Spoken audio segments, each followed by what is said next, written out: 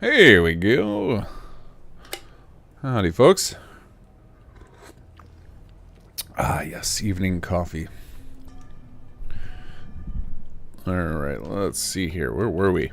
I have been doing so much. I am hoping I did not do something funky with the alpha builds that I've been messing with this last week. We're going to have some strange stuff happening in the save file today. I think I got it all queued up, though. I think the worst thing that could happen to me is a quest that's not ready for the limelight could accidentally start here. I'm not getting any notices yet, so hopefully I got it disabled correctly. Hello, everybody. Let me know if you guys can hear me. Let me know if the sound is okay. Let's check the audio levels here. Master's up. That might be a little too high.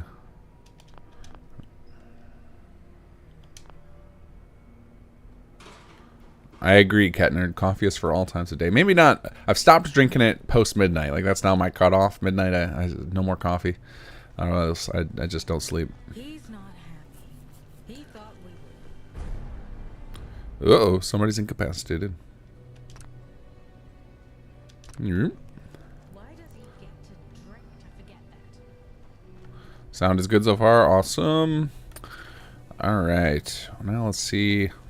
What's the state of sunshine? Because we've seen a lot of people here lately. Well, happiness is good. Our defense is always in the crapper. We're always short on defense. Defense and power is our forever struggles. Slowly getting there on power, though. I'm seeing a lot more level 2 power plants as I wander around the settlement. So we're going to unlock the advanced class soon. I wonder if we did already and I just didn't notice it and I dismissed it. I should go check that. Let's see. Oh, let's see here. What do you got for us?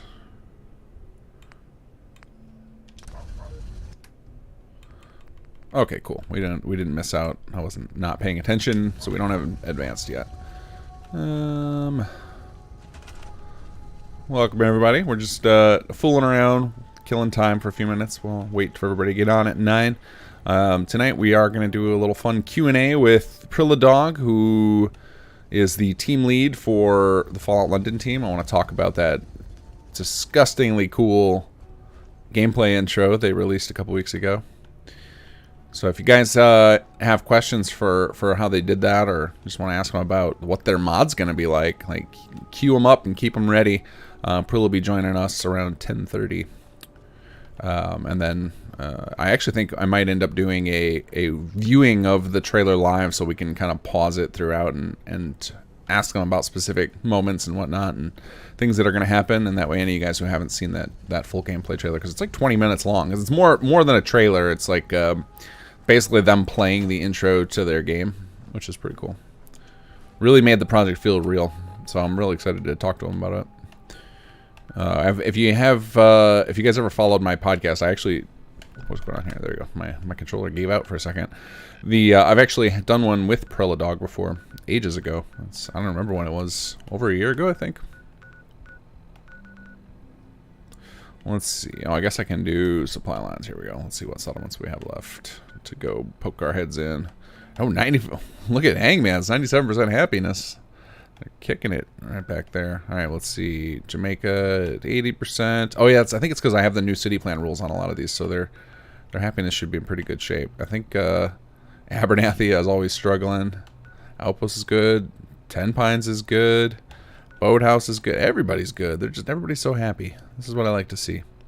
So I guess we'll. Wait, what about Starlight? I forgot to check that one. Did it not show? There it is. I was like, is it not on my thing? Starlight. Alright, let's go back to Abernathy. They got a lot more people than I remember from last time.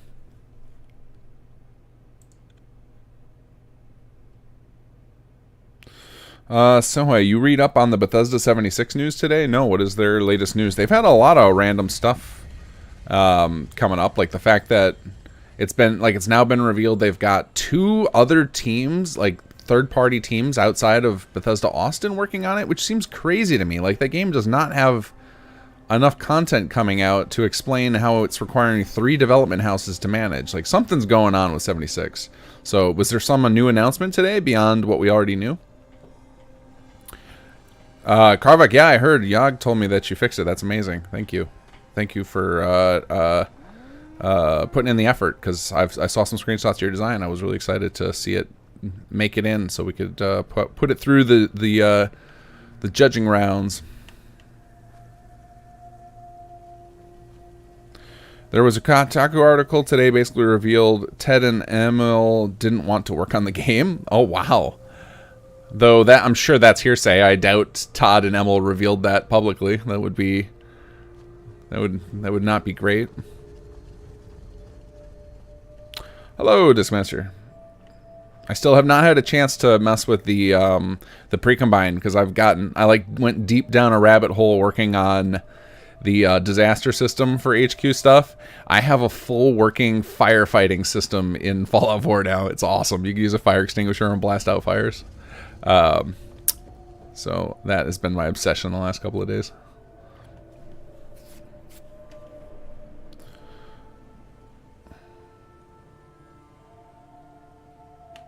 All right, let's check what these guys are doing. Let's see, defense a little bit low. Oh, somehow we got to 11 out of 9. Am I on a... Oh, yeah, this is the single level city plan. That's why. So, this place... I'm going to do something here. So this is a little tip for you guys. If you're playing with a single level city plan like the basics and you want more people to go to the settlement... that must be a visitor because he's not highlighting. Find your city planner's desk and remove the city plan. You can still have, like, the city plan, it doesn't take away the items to remove the city plan. You can just remove the plan, and then the settlement will act like a normal settlement. If I can find, where's the city planner's desk here? I thought it was on the front porch, but I did not see it there.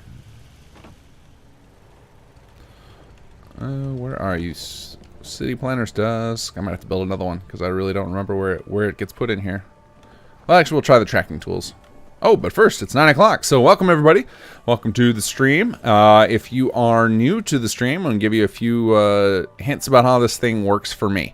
So I am not a pro streamer. I am I'm pretty bad at streaming, mostly because I have the inability to rein myself in, and I just let my mind wander on things. And so I get distracted. And so rather than fighting myself, I just embrace that part. And I do 2 parts of the stream. The stream's split in half. So the first half, we're going to play through some SS2 stuff. So today we're going to be working on a lot of the recruitment quests. We were doing this last week too, going to the Ron, getting requests to recruit settlers because we're trying to build up an army of people for HQ because in a couple of weeks we're going to go ham on HQ. We're going to finish up the quests there. We're going to load it up with people and build it all up. But I've been delaying that until the HQ 2.0 patch comes out because that we're hoping to have out this month. So in the next couple of weeks. So I will most likely not see your chat messages until about 10:30 when I switch gears, and then I go full on engaging with chat. But in between there, during like NPC dialogue or load screens, I will look at chat, but I'm not going to read through the whole thing. But I do try and look for messages with my name in them, and if there's questions or things that I want to comment on, I will. So if you want a chance in hell of getting my attention between now, or for the whole stream really, just make sure you include @KingGath in your messages because those are the ones I'm going to spot first. And if you decide that you really need my attention right now and you want to help out the project, if you do a super chat, I catch those all, and if I miss them, people in chat are really good about pinging me and being like, hey, you missed one, you missed one, you missed one. And I will definitely read that out and to thank you, because all that money we just put in a pool to help with development. At 10:30 tonight, prilladog, who is the project lead for Fallout London, is going to be joining me, and we're going to talk about that. So I have lots of questions myself. I think I'm going to watch through the gameplay trailer with him handy so that we can talk about it and pause it throughout and ask questions. So if you haven't had the pleasure of seeing it yet, it'll give you the opportunity to do so. But if you have questions about Fallout London that you've been dying to ask, you've got a great opportunity to do that tonight, because we will have the person in charge of it to answer those questions for us. So queue those up, and then come 10:30, it'll be the same thing. You'll just keep pinging me with questions, and then when, anytime there's a lull in the conversation between Prilla and I'll take us to questions from you guys, and we'll kind of go over it all, and we'll see how long we can keep him on the hook to talk, because it's going to be 3:30 in the morning for poor Prilla when it comes on. So it was very, very awesome. He's willing to either stay up super late or wake up super early, I don't know which, to do this with us. So I'm really, really excited to talk about them, because that trailer, man, or gameplay intro was pretty awesome. All right, let's get into some gameplay stuff. So I was just dinking around in here. I'm trying to find the city planner's desk because this settlement is the Abernathy Farm Basics from SS2. And it's up at the cap of people right now that the city plan can handle. And what I was saying just before 9 o'clock is one of the tricks you can do is if a city plan is at max level or doesn't have more than one level, like the basics plan don't, then if you remove the city plan without scrapping the items, there it is, hidden away in this little corner, then it will let you bypass the recruitment limits of the communications station. So the communications system, if you have one of those plots, which I don't even know if we do in here, but I intend on getting one everywhere because they speed up recruitment a lot and they make the settlers you get. Now I'm trying to remember everything the communications done. So the communications station does a couple of things. One is it connects your settlements on a communications network, which works with the beacon system, and it also limits your recruitment to the number of beds you have so that you have more fine-tuned control. It does one other thing. I think it might improve the stats of the settlers you get, but I don't remember offhand. So we're gonna go ahead and remove the city plan, and here you can say, you can just say, no, just clear the record. So this way it won't remove the items. So now basically this will be treated as it doesn't have a city plan anymore. And the benefits to that are a couple. One is I don't actually need to keep a leader here anymore. I could actually take Blake and just make him a worker. I am going to leave him as a leader though, because I do have the HQ leader requirement on. So what the HQ leader requirement does is it makes it so that you have to have somebody at a settlement to negotiate the trade agreements with them. And so you keep the leaders in place, and that's how you make the supply agreements with HQ. And my intent is to make a supply agreement with every settlement so that we can spend boatloads of resources at HQ. So I'm not going to get into the mechanical details of that today because we are not playing around with HQ right now. I'm actually a little afraid to go to HQ because I don't want to accidentally trigger something that will change when we have the 2.0 patch. So I've been trying to like keep us out of there. I was going to go in and build some living quarters, but I've decided now, unless we run out of stuff to do from the RON, we're just going to stay away from HQ. So it looks like this settlement is fine other than it just needs some defense. I keep popping in and out of workshop mode. I don't know what I'm hoping to change. So it looks like it needs a little bit of defense. Let's see if there's anybody unassigned here. It looks like everyone's got jobs, so that's good. So I think we just need to wait for more people to show up, and then so I guess we can get another martial plot queued up here. Let's see, what is this guy? Unfortunately, we've gotten to no commercial anywhere. Commercial is my favorite plot type, but we just haven't had time for it. We're still. Really, commercial comes into play once you start getting the advanced classes in, which I haven't unlocked any of those yet. So that's one of the reasons. Okay, cool. We got a martial plot over here that just needs power. Let's stick one. We'll put one back here in the corner. One of the reasons I'm going crazy on the Ron quest, in addition to just wanting to show them off, because there's some really cool quest people have written, is there's a couple of them that will trigger the advanced classes of the various building plans, and I want to have those so that we can start expanding into the commercial stuff. All right, so that is ready for the next person that comes along. Let's head to Diamond City and talk to the. Actually, let me check. Do I have a quest that we already got from him? Let's see. Commonwealth Rising. Howdy HQ. Yeah, we need more living quarters still. Cool problem, Nordhagen Beach. I guess I could do that just to get another settlement if I want. So let's see, Raider. I guess I got a lot of settlements I could claim. Green Top, Nordhagen.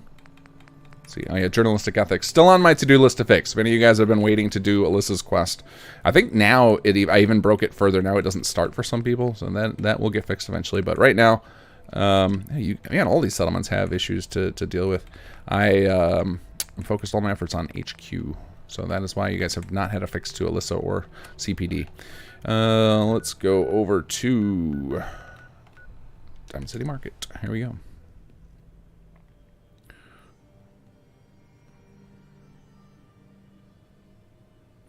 Yeah, XV, question for prilladog later. I wonder if Fallout 1 will have settlements. That's literally going to be my first question, unless I forget it. But I already was thinking the same thing of, like, as soon as he gets on, just being like, so, this is a sim settlement stream. We got to ask, are we going to have settlements in London? Because, like, as long as the settlement is built correctly, like, some settlements will work in it. In fact, some of you guys may have already tried it, but the Point Lookout has a settlement, and then I believe their New Vegas World Space has a couple of settlements. Has anybody tried SS2 in those? It should work in theory.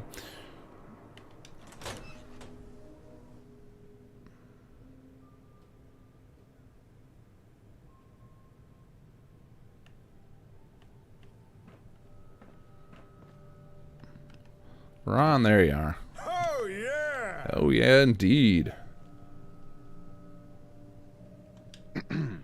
Oh, yeah. There we go. It's business time. Can I quickly show the prevent settlement leave option? Are you talking about the where you hit the hotkey in place everywhere?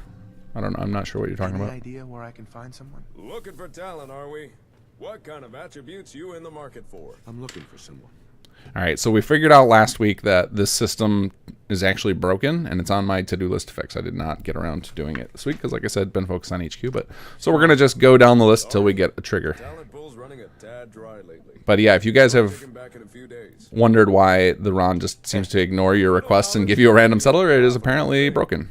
But it does. Looking for a job? Whoops, that's not what I wanted. Got one. If you want more work, First gotta finish. Any Yeah, I already got a idea job for where I him. can find When you pick Looking for these talent, are we? traits, it doesn't actually what kind of match up attributes you correctly. in the market for? I'm looking for someone. I don't know why, but we'll get it fixed eventually. Say no more. There we go. This is who you're looking for. Come back again. Oh, yeah. Here we go. Oh, I guess I should see. Where's our guy at? Show on map. Hangman's Alley. All right. Right around the corner. Maybe we'll actually beat them there. Last time we got a settler, I think they outran us as we fast traveled.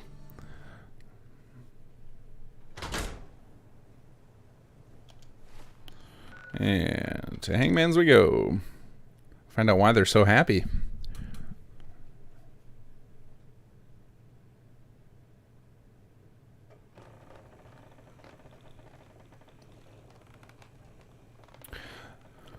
Yeah, I don't know. I think perception to wise. I think some of them were a stretch. You know, we're limited. We're limited to the lines the player speaks, and they have to speak it in a way like we're very.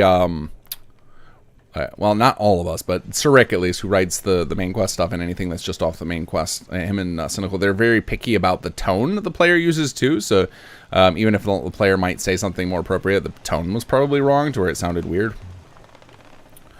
So wise was probably what was available. Hey, here we go. Joe Gallagher will unlock advanced farms. I'd like to help you set up some better farms. I'm interested. What is it you This is need? what we've been waiting for, buddy. It might seem like an odd request at first, so before I ask it, I want you to consider what 200 years of radiation can do to soil. It works best if you picture the Earth itself as alive and sick. As such, it can even reject the seeds we planted. I've poked around libraries when I've been able and found out the U.S. government actually prepared for this. Yeah, I agree, Carbach. I think the Ron's office is going to get a fast travel spot, but I think it'll have to unlock Even predicted some of the mutations during the main that were quests, alive. because or like after the main quest, because I think even in Chapter 3 there's another quest in the Ron's room, and I think fast traveling in there could cause some We issues. can increase the yields here. So it might be like one of those things. It's like a little reward after you finish the main quest line or something. Is you can quickly get in and out of the Ron's Can I count office. on you? I could probably add fast travel out of there right now without any issue, but actually no, I can't, because there's the quest where when you walk out you got to talk to Aiden. So we'll pretty much have to wait until it'll be like one of those features I can enable after you finish. I don't know how that will work. I don't know if I can even add that on the fly. I know I can add the ability to fast travel to later, but I think fast travel out is just, it's either on or it's off. I don't think you can do that with a script unless it's like a second copy of the cell, which maybe that would be worth doing. Like, it's not that much work. It's just clone, right-click, copy-paste effectively. I'll have to think about that. But yeah, there are going to be some technical hurdles to making that happen. I like the idea though. Like, now that I'm on this mission to being like, let's recruit everybody, the having to pass two loading screens every time is kind of irritating. The other thing I could do is Bethesda or Fallout 4 has a system called preload target cell, where you can like use a script and grab a door and say, hey, go ahead and load the next area. Is I could set it up to that as soon as you arrive in Diamond City, it just loads the Ron's office, and then the fast travel there would be instantaneous. That's something I could do that would make this a little less irritating. Where would I find that? Lucky for us both, I know the answer to that question. The Federal ration stockpile had a small seed bank. They stored seeds there under lock and key for the Army. Once you get them and bring them back, we can start growing. I'll do it. Good, good. I have a key here. You'll be taking it to the safe in the Federal ration stockpile. Bring them back to me and I will do the rest. Okay, let's head to... I think we already cleared that place out. I wonder if we thought... Because that was somewhere I went to recently. I wonder if it got reset. Sometimes we remember to do that because there's a script we can call to like reset a dungeon. But I don't know if we did it on all of them. My bet is we didn't. My bet is we didn't. Because I know... Because I worked together with a couple of other people to code out all of the... recruitable settlers. Well, not all of them. The 3 new ones that showed up in Chapter 2, SAG did those, but the rest of them, it was like a team effort between me, White Collar, and Seddon. If you guys know him, he's the one who did... He's got a bunch of mods out, a bunch of story mods, and his biggest one is Fourville, and Seddon worked briefly on the SS team. Let's see here. Why am I not finding this? Oh, because it's not checked in. There we go. Yeah, we already cleared it. Okay, let's see if it remains cleared. Quester WI, do you have can you list off a few of them and maybe somebody in chat can tell you if they too have had the same issue you're describing? Off we go. You know what I just realized is I haven't had dog meat for a while. Where did I send him? I vaguely remember sending him somewhere. Or did I forget to bring him and just assumed that that weird quirk where your companions come back with you all of a sudden would trigger? But I don't know where Doggo is. Yeah, this might be a freebie quest here. I don't think this place is going to reset. That's nice.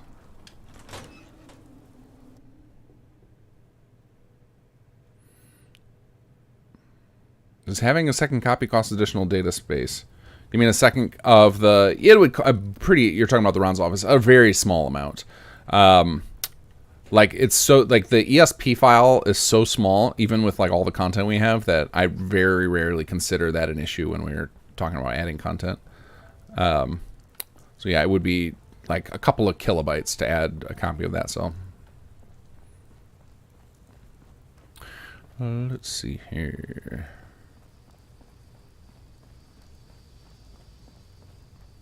There we go. Seed batch read. Here is the finished product. While not perfect, I hope that they'll be effective. War is coming. You can feel it in the air. And afterwards, Christ, how are we going to feed people? All right. Oops. I wanted to take that. Seed packet. Turn the seeds of Joe. All right. Let's see if there's anywhere else. Right outside of here, we can go. Did I miss any loot in here? Just junk. Are there any other settlements we can help while we're out here? Hopefully that one doesn't copyright strike us. Let's see if there's more copyright trolls monitoring my videos.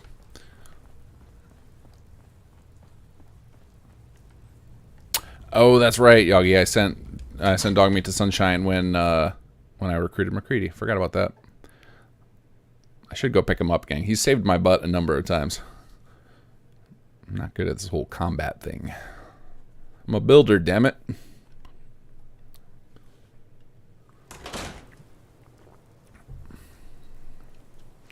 Alright, let's see. What's next on the map? Well, I guess we just go back to Hangman's. So none of these. I want to, like, minimize the amount of time I'm bouncing around fast travel. I guess it doesn't matter, does it? Because, like, even though the time passes in the game, it's not like I have some time thing that matters. So fast travel is fast travel. I guess I'm hoping to double dip some more. It'll be like, if one of these people needs me to go to a spot that we've already done, I guess let's go to Nordhagen and see if they give me a quest. And that way, if that quest overlaps with whoever next Ron gives us, I can just get 2 for 1.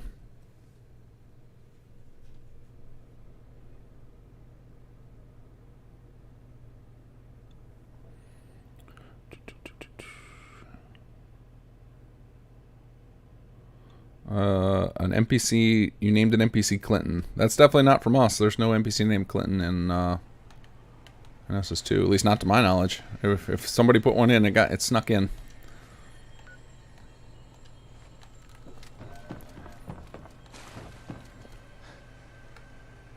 Nope, don't need a tibia. Thank you, trash can. Alright, this way.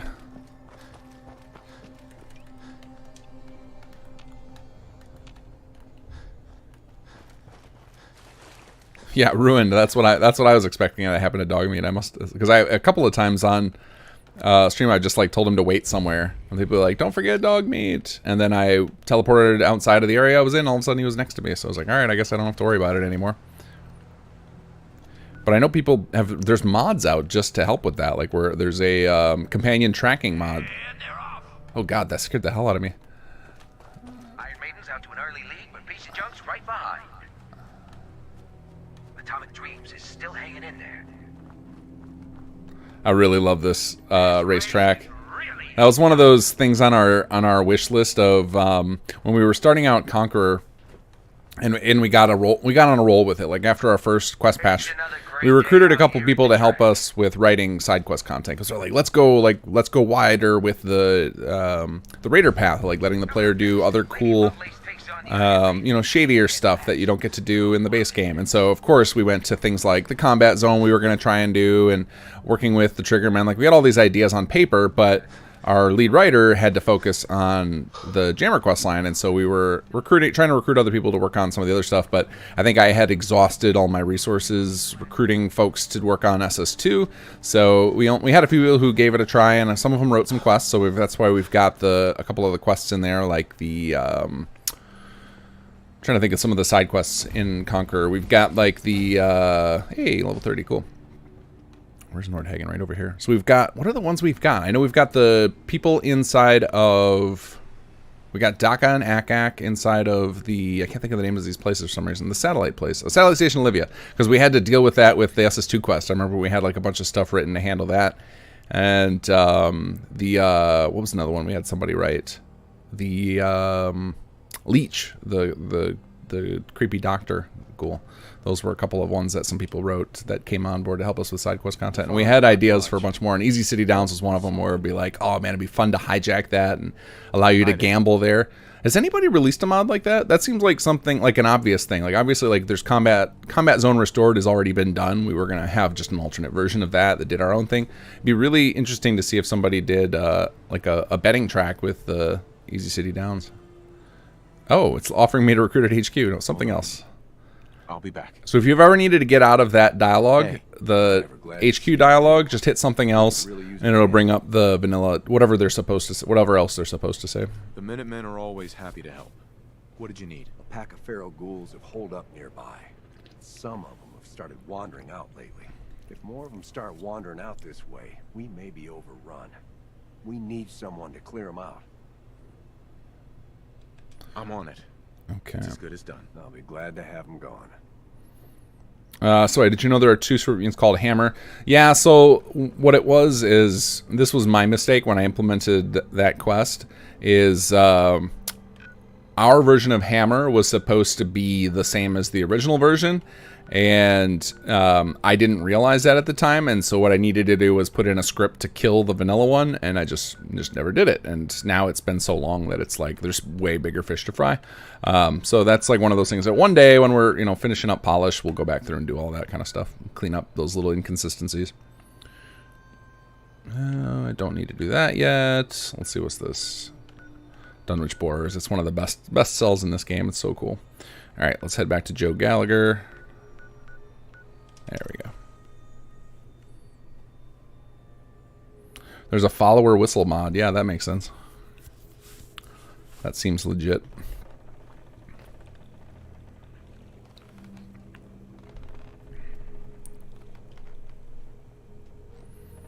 Yagi, yeah. Headcanon is the super mutants are too dumb to come up with unique names. That's fair. I mean, clearly they're just naming themselves after objects that they found in the, oh, I'm finally high enough level for Nuka-Cola, that they found at the construction site there. Hello, Joe. I can see it in your eyes. You have something for me. The seeds, yes? Tell me you've managed to get them. Here you go. Here they are indeed. Such a terrible small thing. But locked inside is the power to change the world. Now we just have to get these to the earth and coax out what lies within. I'd say thank you, but I don't think that says how much you did here. Here you are healing the world. I think I'll say thank you by sowing these and bringing you the yield. Thank you. Now I'll take those off your hands and we can get started growing more and better food for your people. A terrible good end to the tale, I think. Off to the sunshine. Oh, are we out of room there? No. Okay, there it is. For some reason I didn't see it. There we go. Joe Gallagher, voiced by Space Fiddle, written by Saphira Joe. let's head over. Oh wait, we should get a trigger. There it is. Advanced agricultural. So now Joe Gallagher, the people that unlock it will have the skills to work those. So let's head over to Sunshine and we'll go ahead and build ourselves an advanced farm. Let's get our food cranking. Johnny Purdy, let's see, with the Stodge group not building. So the flying around where nothing gets built, I remember we figured that out recently, like working with somebody's save on the Patreon Discord, but I cannot remember what the person had to do to fix it. Does anybody remember? Because I know we figured out it wasn't a bug in SS2. It's some like common thing that's I can't remember if it's a mod a lot of people have installed that causes a conflict or what it was, or maybe it's just maybe you're on an older version. Are you on the whatever patch we're on Nexus? I don't know what version we're up to anymore. Make sure you're on the latest version before you try it. That's the only thing I can suggest. All right, let's see here. I guess we'll need to build do we have any 2x2? This is a 3x3. That's all right. Another 3x3. Yeah, we'll build ourselves a fresh farm. Oh, let's see here. Agricultural. 2x2. Put it right here in the front and center. Oh, dog meat. We can grab you while we're here. Come here. Hey! That was very loud, Nate. Come on, boy. It's time to go. Alright, let's select this. Actually, let's see. Did it get auto-selected? No. Choose building plan. Advanced farm. Excellent.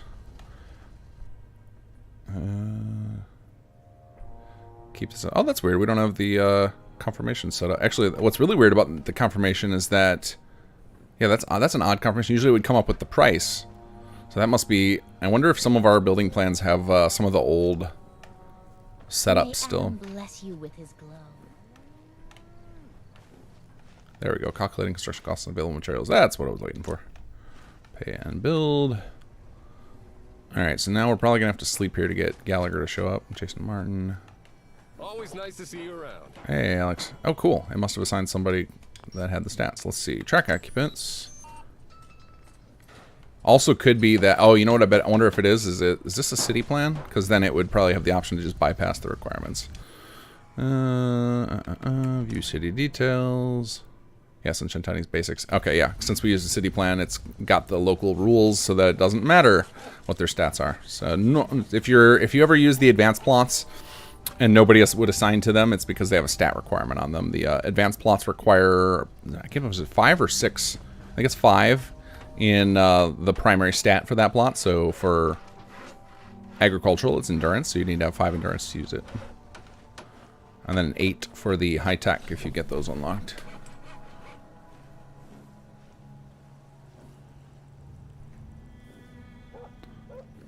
I know we have so there was a system in SS1 we had where the building plans could force a pop-up to the player to explain themselves. It was before we figured out some of this cool stuff like the little description in the center of the trade screen. Before we knew how to do that, the one way we had to give information was to force a pop-up. And SS2 still supports that, but the building plans don't have that by default. So I'm wondering, I think this building plan may have it, because that confirmation window is not something I expected. Let's see here. But you're right, if I accidentally selected random mod hunter, that's what it would happen. That is what would happen. It would pop up a confirmation. What do we got here? I think I said last time I was going to save my point because I had 2 coming up that I wanted to get. Let's see. Yeah, because 31 is rifleman. Medic is 30. Was there another one at 31 that I wanted? And we don't want local leader rank 2.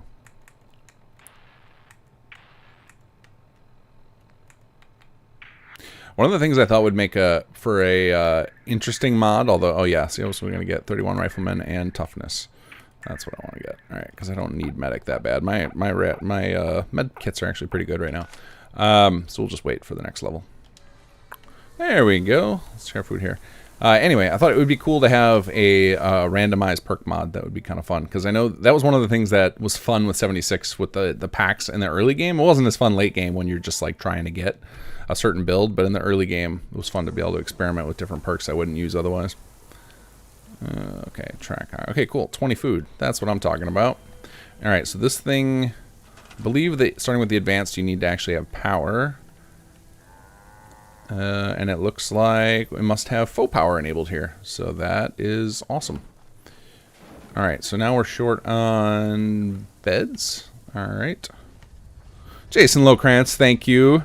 No question, just wanted to show my appreciation for all your and your team's efforts in making such an excellent mod. Thank you so much.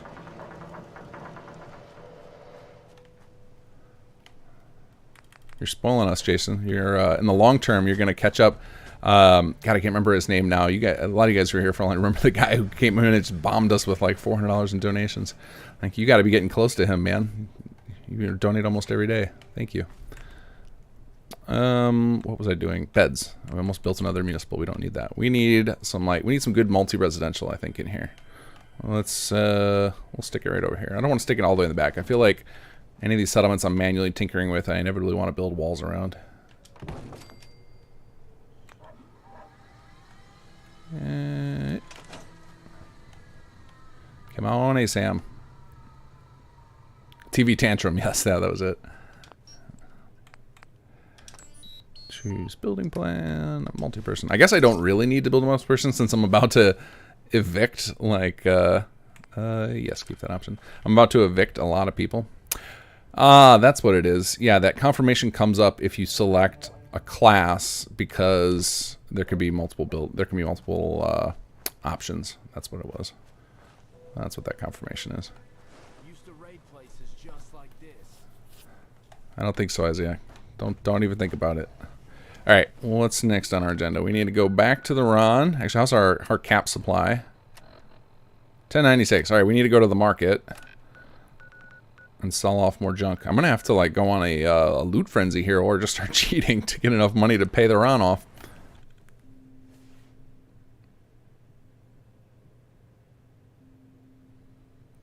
Oh, there's a follower tracker built into the Vault-Tec Workshop. I did not know that.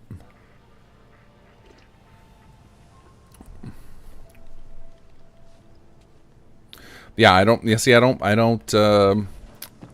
even play my own mod enough to remember all the things. It's just the mod's gotten too ginormous. I can't remember everything of how it works. So I didn't even think about the fact that, yeah, class is the same as doing a random pick. It's just a smaller subset of random. So that's why the confirmations come up. Yep. That settlement on the coast wiped out by synths. Thanks for the tip. I appreciate the map marker. And I just totally forgot about the go to the market. Let's sell off everything. Swatter. Who needs a swatter? I don't, but I need your caps. You're never too old to own a swatter. I'll take a look, sure. Genuine articles. Alright, what do we got for you? We got some 38 rounds. Lots of random cals I'm not going to use. And then we go to our... Actually, do I have any random garbage legendaries? Probably. Yep, there you go. How about an apparel? And aid. You can't have my jet, buddy, but I'm sure I got other stuff for you. Yep, you can have my breather. I'm already at all your caps. All right, then. Give me back that breather. Thank you. That's halfway to a settler. If you're looking to keep your load light, we can shoot the breeze about the old-fashioned pistol or anything else you need. That's true, Kenneth. I don't have the taxes unlocked, though. You got to build up enough commercial to unlock that before you start collecting caps from them for personal use. So yeah, that will be a good solution. I'm basically because I was basically ignoring my settlements most of the game. At this point, like now we're just kind of playing catch up and bouncing around and doing stuff that normally I would be doing while I was playing. But instead, I just kept. When we were going through chapters 1 and 2, I was basically just skipping time every time there was a wait period. So we're now paying the piper here. Yes. Yeah, I guess you can have my new coal. I'm not actually using it for anything. One more. There you go. You got a staring problem? You. Well, I suppose we can do business. I've got a few minutes to browse. Everything you need. Oh, they do. Oh, yeah, I guess that makes sense. They would still generate caps from the vanilla rules because we used the same the same value system, so that didn't break. Yeah, you're right. But I guess I can go check. I should go check any of the settlements.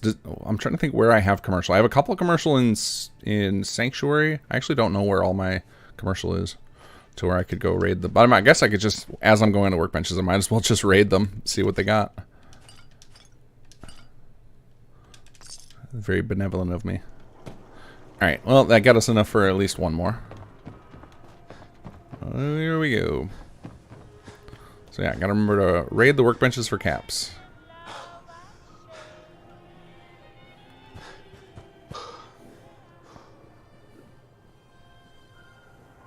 In we go. Thank you, Karvak. Please have my raider settlers. You can recruit. Can't wait to see more. I have I've got a few raider settlers now. Isaiah, who else do we have? I think we've got 2 or 3 kind of darker characters in the pool for SS2. Here to buy or here to sell? There was a really cool pair of settlers that almost went into production, but we couldn't find all of their dialogue. And they were definitely ex-raiders. They were named Tooth Fairy and Horror Show. And they were really awesome characters, but the script never got finished for them. Like, we have like the outline of it, but not the actual dialogue, so we had to cancel those. But that was definitely the intent, to have more of a mix for people who are into the darker aspects of Fallout. But unfortunately, it didn't work out. I know just the lead. Here, all the information you need. Come back again. Oh yeah. Okay, what do we got next? Heading up to Ten Pines. All right. You know what else I should start doing when we're in these settlements is just swapping over the basics plans to the ROTC, so that we can see some more leveling up.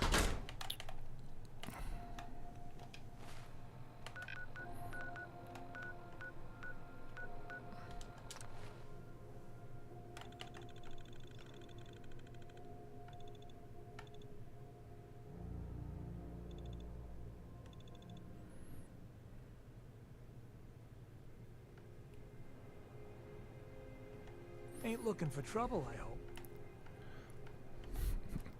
Oh yeah, Joseph, if you're getting attacked nonstop from gunners, you can just ignore those. If they're like, if you're trying to keep up with them, you won't. The point of those is to create like a sense of existential threat. Like, it's like, oh god, the Commonwealth is falling. So that is designed to be fairly overwhelming, but you don't actually have to complete them. In fact, there's a max number that can run at any given time. I think it's 4 or 5 that are supported right now in the code. Where's our guy? Did he run away from us again? Yes, he did. Where did he decide to travel to? Oh, he's midway. So okay, we got to give him a second. See, it looks like he's going to County Crossing, but we'll just check on what's going on here while we're waiting for him to settle down somewhere. As usual, defense. Defense is our sore point. Well, part of that is because you guys don't have any power. All right, let's see here. It actually says everything is powered, which is odd. Must need to update still. I have to give it a moment. All right, well, let's wire up. Oh, I guess technically the power needs are met because this is the level 1 plots don't actually need power. They just benefit from it. Let's see. Did that wire you up? There we go. And then that just increased our defense. No, the meters are still trying to catch up. There's a lot going on. And then our housing says it's empty. There goes. Yeah, everything gets all screwy when you once you start tinkering with power. You got to give it a minute to update everything. All right, let's try wiring all these up and see what happens. Oh, that instantly upgraded. Cool. Just needed power. What about you? Are you in the same boat? No, you're good. I wonder if we're gonna get like a cascade of level ups here now that. Wait a second. Oh, I thought this said unassigned for a second. Just this commercial plot's unassigned. All right, let's refresh that because I hate the icon overlap thing has been a thorn in my side for so long. I'm so glad we finally got it fixed, but yeah, it takes a while for me to get around and actually refresh all these buildings. All right, you guys are all wired. How about in here? I think we got a couple of municipal plots in here. Oh, this one's unattended. This guy's at level 2. Cool. What's in here? That's just a settlement pole. Interior res. Yeah, I really hope we get the we get to Gremlin soon. Not only is she she's a fan favorite NPC, but also because she will unlock advanced secured defenses for us, and then we'll be in business. We can start getting just unchain the leveling everywhere. Yeah, that wasn't quite enough. Actually, we're close enough. I might pop out a couple of turrets to make up. Why did I say it like that? Turrets to make up the difference. Defense turrets. I don't mind. Actually, one of the reasons that this has been okay, now it says we're at full. I'm still building a turret. One of the reasons that I never balanced SS2 around Marshall meeting all the needs is I find it very enjoyable to plant turrets in specific places, and because of actual raids, the plots are never going to do enough. You're always going to want some amount, because this is 37 defense from a mechanic's perspective, but when it comes to raw combat, it's not giving you anything close to that. So you definitely end up wanting some turrets. So it ends up being we kind of balance the numbers with a little bit of room to know that turrets are going to fill in those gaps. All right, waiting to see if anybody else is going to trigger an upgrade here after that. Let's check our map, see if our boy has made it to his destination. No, he's still slowly trogging along. Hey there. Michael White, thank you for the donation. Just a big thanks and a heart. Appreciate that. I've never seen that. Is that do you get to choose a stamp or something? I feel like that's something I saw on Twitch. I've never seen that on YouTube. There's a couple of new features on YouTube that I've seen on other people's channels, but nobody here has used, and I didn't even know they were a feature. They don't. Bethesda, YouTube doesn't really. Either they advertise them poorly to creators, or I just have ignored their messages. But I've seen another thing where people can leave comments with a donation, which is interesting. I didn't know that was a feature of YouTube until I saw it on somebody else's video. I watched a really cool documentary somebody did on YouTube about Super Mario World, which had a bunch of comments with dollar markers on them, which is what? When is that a feature? But anyway, you guys should go check that out. There's look up Super Mario History of Super Mario World. It's a really awesome documentary about the games industry.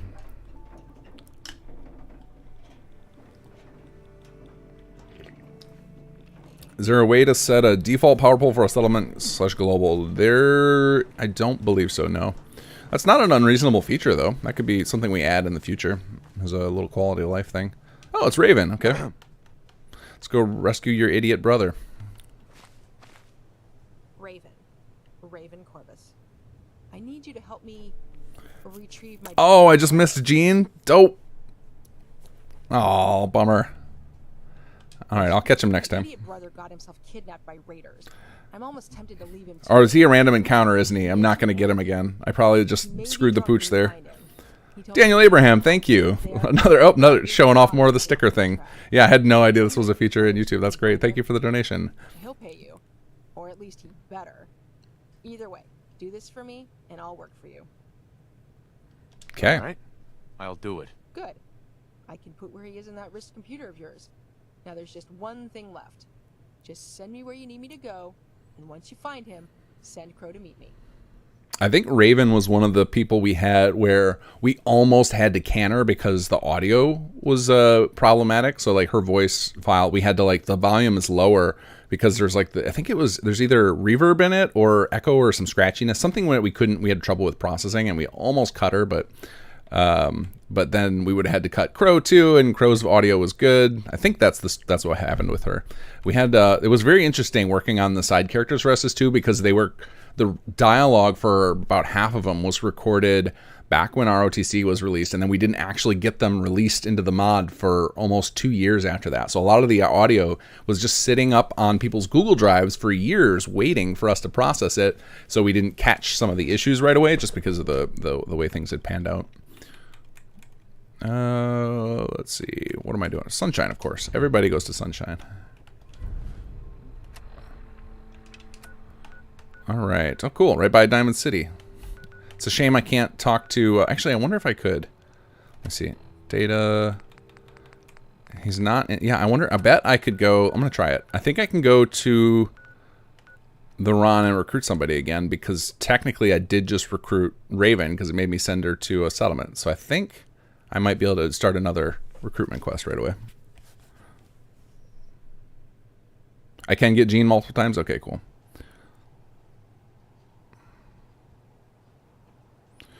Oh well, hopefully we get that bug too, Quester, and that way I can fix it. You guys know my routine. If I can get a save file marked with a problem, then it's real easy for me to fix it, because this save has no mods installed, just SS2 and friends. Nothing to see here. The runs.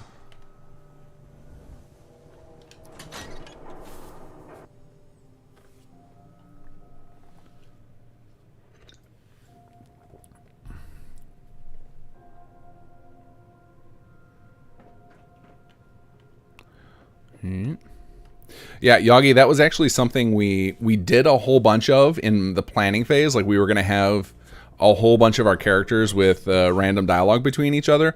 But the way some of the development cycle, the way it went down with, we talked about this a lot with Kobus when he was on a couple weeks ago, is I just cast like a crazy wide net when SS1 got popular. I was just like, oh, cool, I can build a mod team. This thing has got enough traction.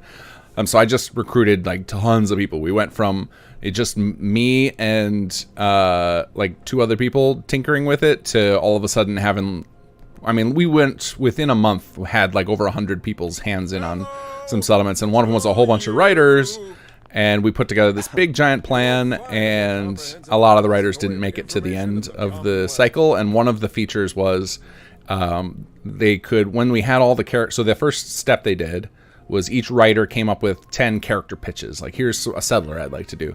And then we went through and approved them one at a time. And then the goal was to get the writers to talk to each other and be like, hey, I think it'd be really cool to have, my character X, have this conversation with your character Y. And then they could write up a little back and forth. And a few of them did it, but most of them didn't. And we implemented the few that made it in there, but I couldn't tell you which ones are offhand. And most of them didn't even get recorded because there was no follow-through on writing the rest of the dialogue, which was a bummer.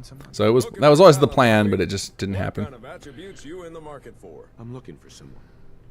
But I know that's one of those features that Sir Rick, well, I don't know how much he wants it versus how much I want it. I've been pushing for it among our HQ staff. I really want to have little conversations between like Jake and Aiden and Lupe and Aiden and Cassandra and Mansfield, etc. Oh, it looks like so perception's gone from the menu. So the system is trying to work. It's just failing miserably. Okay, so strength and endurance are blank. Let's try the next one. So it is letting me do the recruitment thing. The Ron's Information Emporium. How can the Ron help you today? Any idea where I can find someone? Looking for talent, are we? What kind of attributes you in the market for? I'm looking for someone. Let's go to charisma. There we go. This lead should get you what you're looking for.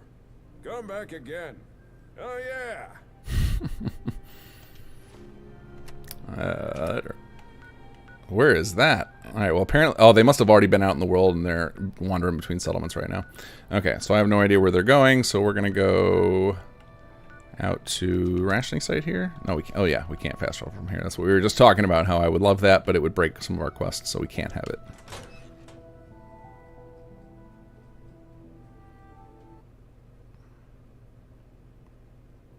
Yeah, there are a lot of the Ron's billboards out there. I remember when we were discussing that, like they were going to plant way more, and in fact, even the number they did plant, I was like, oh, that seems like too many. I thought you guys were just going to do 1 or 2, and then like after experiencing it in game, I was like, oh, even the number we have isn't so many that I feel like they're everywhere, which is good because we didn't want it to feel.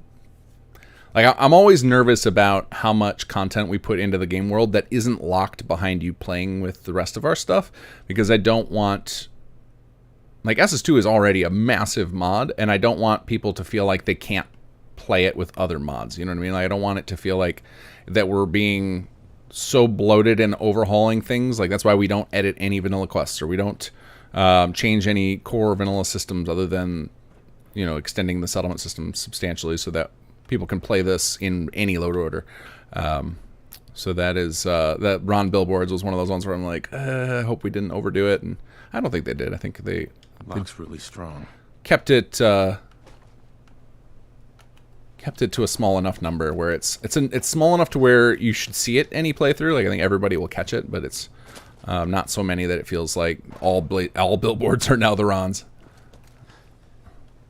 I don't know. What do you guys think? Did we hit a good balance there, or did we overdo it or underdo it? You think we should have more of the Ron presence everywhere? Oh, there we go. Looks like there's. I know there's stuff over here. Maybe I can trick them to coming out here and unlocking this door for me. I'm out here, guys. Come fight me. Come on out. I'll make it nice and quick. All right, I guess I should stop hiding. Come on. Come out here. Come open this door.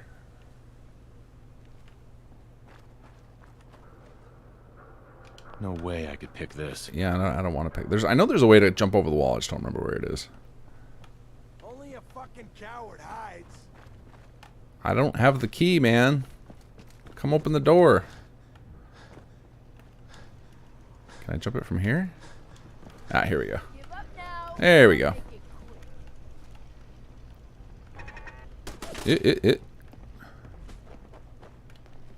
Whoa, whoa, whoa. Wow, one shot? Whoa.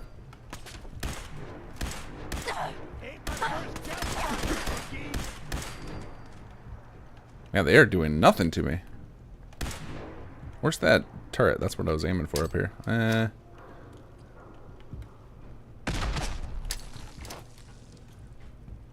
There we go. Gotcha.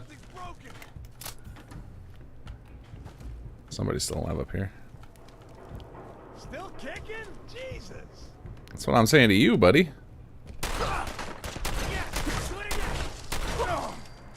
Much better.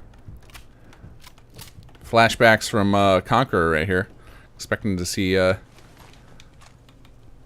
Jammer and Aiden. And some Miss Nanny. Oh, hey. There he is. Hey, bud. Hi. Oh, he's already a bartender. Must have got auto-assigned in the background. Do you come here often? All the time. I love being robbed and tied up. That's right. I'm here to rescue you. Finally. I'm ready to get the hell out Yeah, I of can hear some oddity in his audio, too. There's definitely, okay, Meet Crow and Raven at Sunshine Tidings. Okay, cool. Yeah, there's definitely some of the audio quality did not fully meet all of our standards in some of those early characters, but it was hard to give them up because we just want to have you know, those recruitable settlers. They're so much better than just generic guy named Settler who just repeats the same lines.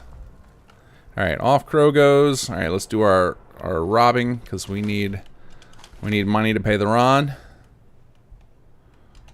I should just make a couple of salvage beacons. That would help as well. Although I also got to remember what you guys said. Go rob the settlement workbenches. Is there a gate? Did anybody give me a key? Oh yeah, he just gave me a key, right?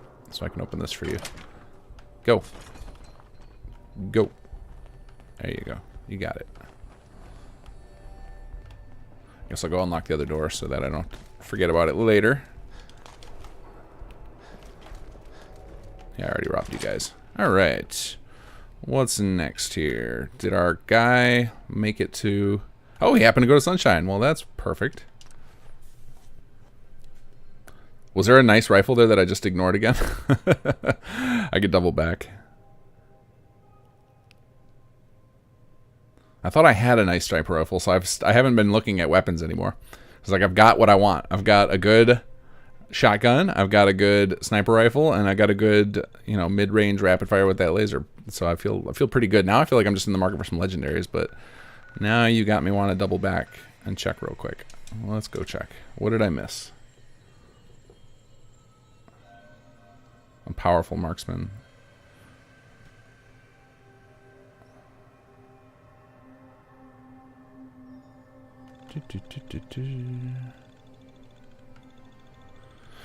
Oh, Heigo Comics. I don't know. I don't think we can disable fast travel from a cell on the fly, unfortunately. I'd have to double check. It might be something we can do. I feel like that's not a feature of the scripting language, but sometimes there's some functions that I just don't know about because I'm so used to doing things a certain way that I miss out on some stuff. Once in a while I find a cool function I'd never heard of. So none of you guys, who's got that cool rifle? No, not that little pile of Gibbs. Not you. Where was it? Was it in that loot container? Probably in the boss container where I missed it. I'll take a fuse, why not? Nope, not there. Where did I miss it? Oh, marksman's... No, that can't be it. Bolt action... Is that it? No, that said pipe. That's not it. Oh, here it is. Compensated powerful combat sniper rifle. Is that what you're talking about? And marksman powerful sniper. Okay, so we got a couple there to tinker with. Well, let's see here. Is any of these any good? It's not that one. It's definitely not the pipe one. Okay, so mine is actually better. 112. Oh, because I'm up to 50 cal, so... Well, you know what? I can sell it. So, you know what? That's same. I'm going to keep that too. I'll just flip them. I need coin. Alright, let's head back to Sunshine. We've got a new settler there who just wandered off. Oh, no, that's Crow. Okay. I was like, he just wandered away. Of course.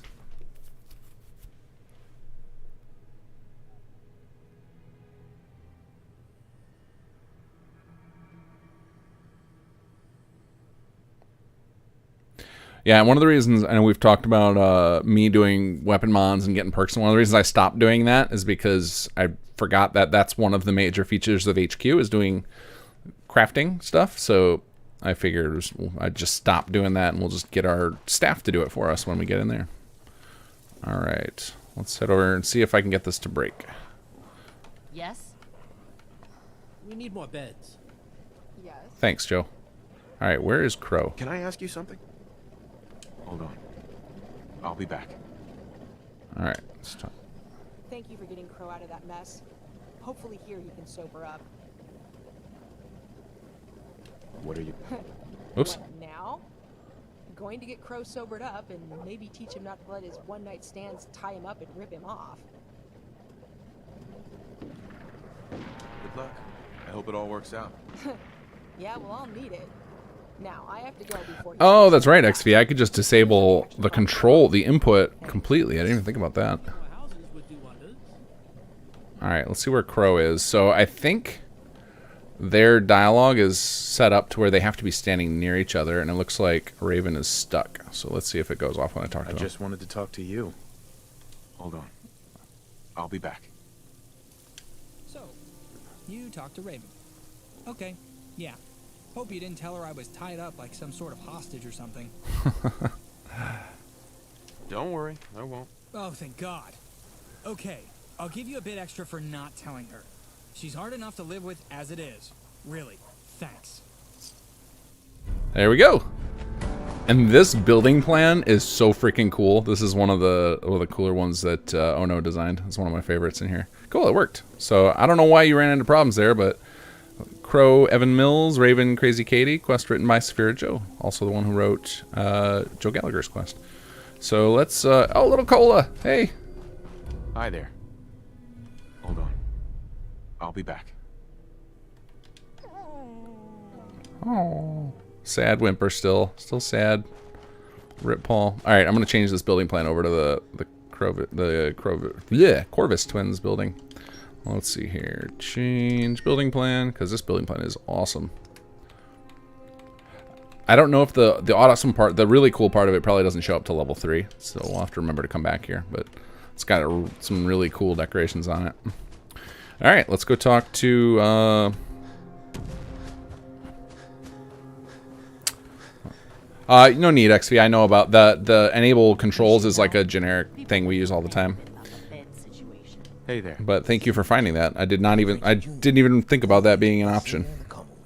They say the smells bring back the strongest memories. You think that's true? What kind of memories? Just stuff from way back. Like where you grew up. For me, a song does it. I hear Baby Done Me Wrong, and I'm back in New Reno. Shit, that was a foul place, but it was alive, and my daddy could sing. He never made it off that street corner, but what a street corner it was. Of course, it was the jet that did him in. I didn't stick around, had no wish to end up like him.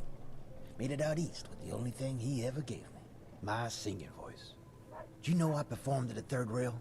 Yep, sure did. Many years, actually. Till Magnolia came. Oh, it's not her fault. No, I just got old. And bronchitis or some shit like that damaged my voice. It was never the same. And it was only natural. Whoops. Pay and build, yeah. Oh, yeah, I got to remember to power that up so I can get it leveled. It's just I heard Magnolia on Diamond City Radio, and like I said, the song always takes me back. To hear her sing again, she's wonderful, isn't she? Abernathy just going off. But I'm banned from the third rail. Long story, don't ask. But do me a favor. Visit the third rail and record Magnolia singing with that Pip-Boy of yours. A holotape recording I could listen to anytime. What a treasure. What do you mean, who's Magnolia? I know the third rail. I'll ask around there. You won't have to ask around. Magnolia will sing on request, if I know her. She might ask for some caps, though. I appreciate what you're doing. Okay, let's go go record Magnolia, and let's go get this, make sure this thing's powered up over here so it can actually upgrade. Get you some power. There we go. What do we got? What do we got? We got some power here. Oh, I gotta give it a second to upgrade because right now it doesn't, it's in between levels, so it actually doesn't require power. Actually, it might be, this thing might be on faux powered anyway. But we'll give it a moment. I'm really curious what's going on in Abernathy, because we just got tons of upgrade notifications.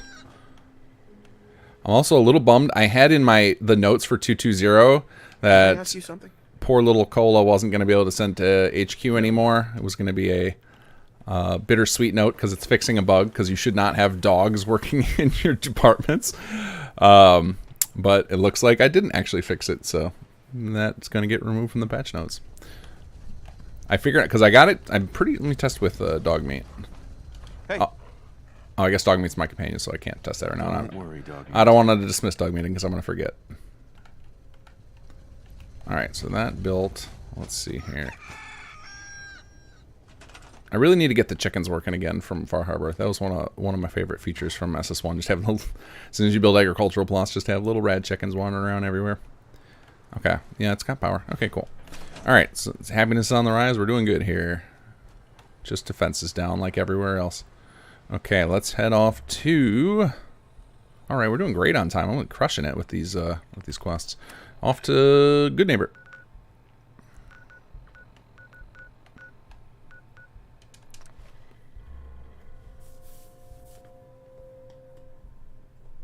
Does SS2 work with the FO4 Nuka World Raider system of taking settlements over? I mean, I don't know what you mean by that. Like, it should work fine. Hey. I don't know what wouldn't be working with it. It's one of those things where the code for the 3.0 systems we're doing that are migrating from Conqueror, they use the same underlying code that handles the Nuka World Raider system as far as like allowing the map markers to appear and a couple of other things like that. So I will end up doing a lot of experiments over the next few months. Oh, we got time to record. Hopefully that was quick enough. Where's his holotape? Frenchie Juniors. Started recording. Okay. Hell of a load you're carrying. Hopefully that was quick enough. Better sell some to Daisy before someone swipes it. Nope, get out of here. I don't want your quest. Oi, we got beer. You ain't buying beer, you ain't buying. Alright, let's see what I can sell to you. Drowning sorrows.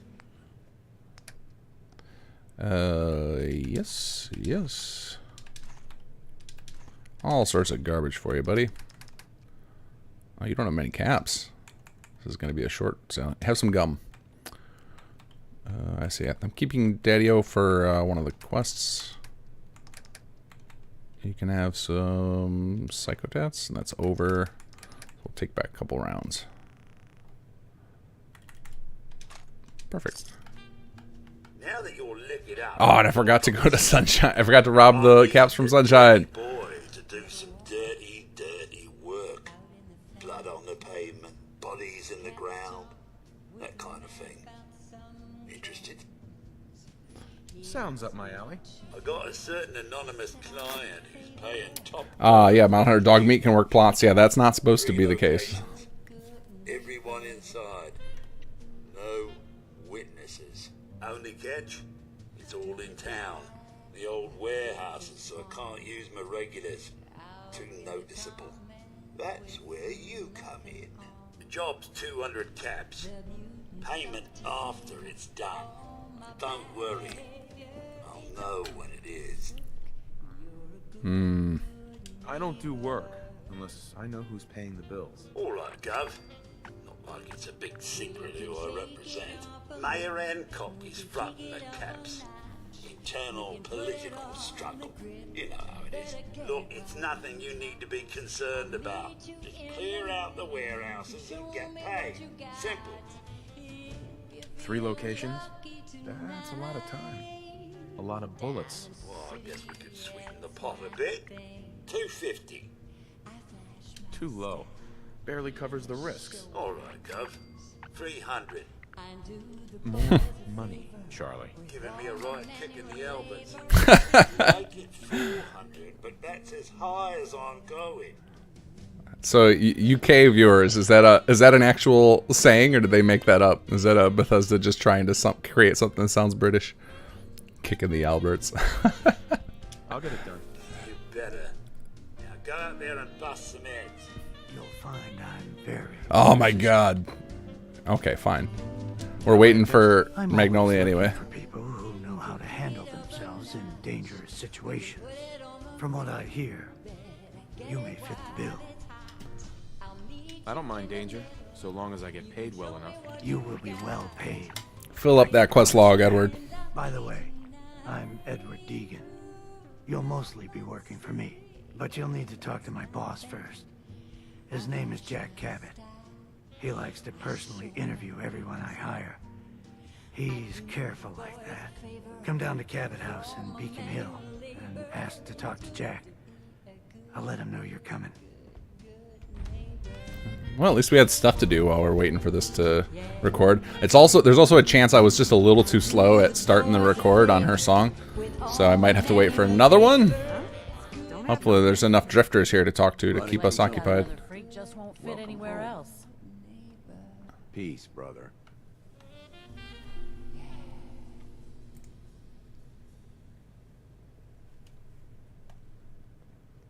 Oh, I love that guy's quest line, Oscar. That's one of my favorite quest lines in the game. I just don't. I've done it on camera multiple times already. I don't want to do it again. Hey, it worked. Perfect. It's always a good time in good neighbor, isn't it?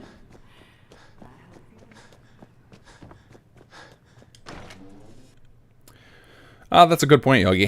Maybe I'll set up. I'll try and figure out how I can do it by to allow animals to be in security only in HQ, because then that would make a sensible limitation to where, especially because some of the security stuff we have coming in the 2.0 patch would make sense for anybody who can fight to do. Whereas, having them be scientists is a little bit of a stretch.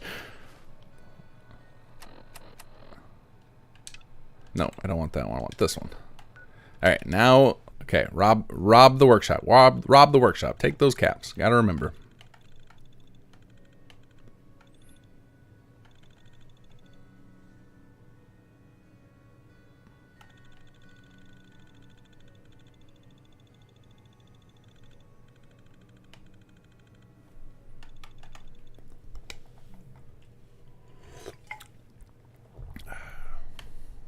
Okay, I'm going to go do that first, because otherwise I'm going to immediately forget.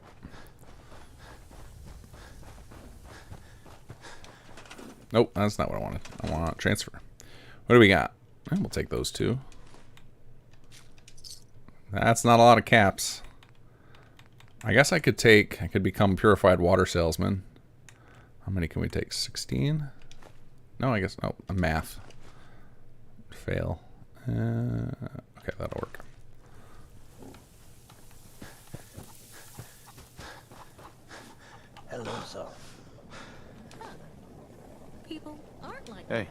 you kindly, stranger.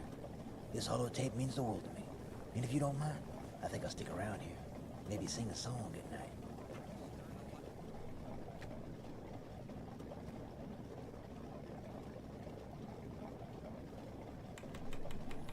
And there we go. Character written by Laidback Ninja, voiced by Gabriel Wayne. Oh, I wonder why I did that twice. Oh, that's a little bug.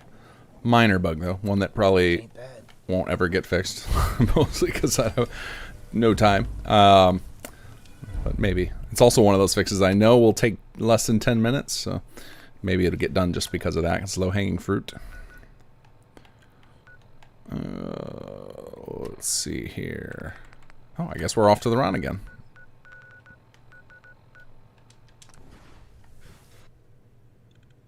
Taco and engineering holding a flashlight in his mouth. That would be fantastic.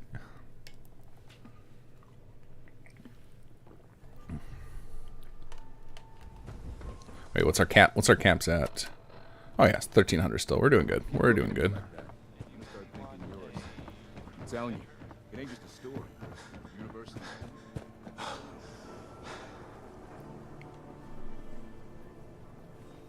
That's true. Welding goggles for the dogs. I think one of the reasons I was struggling with the limitation of the assignment and why I don't think the code worked is because there's so many, like, what I would usually do is do a race detection in the game of, like, only allow human and human synths and ghouls, but I'd also like, you know, if somebody wants to create a super mutant settler, like, why shouldn't they be able to go there? And so then I started thinking, well, like, what about other mod-added creatures that make sense to do it? I don't want to limit it by a race. So I tried to come up with a solution that didn't require me to explicitly state, like, only these. And when I say race, I'm not talking about, you know, the modern use of it in the real world. It's more like the creature races in the CK. I'm trying to not reference those specifically so that mods can add more creatures to them, but there are some characters that just doesn't make sense for them to be in there. Like I said, cola or dog meat working in your science department is just weird. Whoa there. Did it just get cooler in here? Hey, good to see you again, cool cat. Here to buy or here to sell? Any idea where I can find someone? Looking for talent, are we? What kind of attributes you in the market for? I'm looking for someone. Yeah, let's see. Charm. Sorry? Okay, we've run out the first 3 stats. Try checking back in a few days. No, I think you got some more for me, buddy. Welcome to the Ron's Information Emporium. How can the Ron help you today? Any idea where I can find someone? Looking for talent, are we? What kind of attributes you in the market for? I'm looking for someone. Let's go down to intelligence. There we go. Say no more. This is who you're looking for. Come back again. Oh yeah. Okay, where are we off to now? Everybody's just going to Sunshine. They know what's up. It's the hub.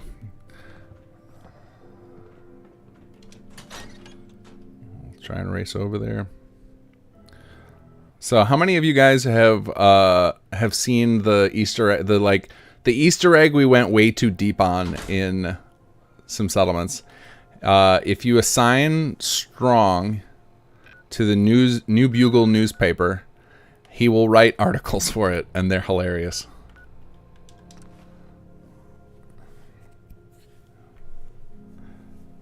Erica Ember Studio, thank you for the donation. A little something just to thank the team for the inspiration. Got the cartoon up on my channel now. Oh my god, that's so awesome. Can you DM me a link on Discord, please? I need to see this thing. In fact, I think we all need to see this.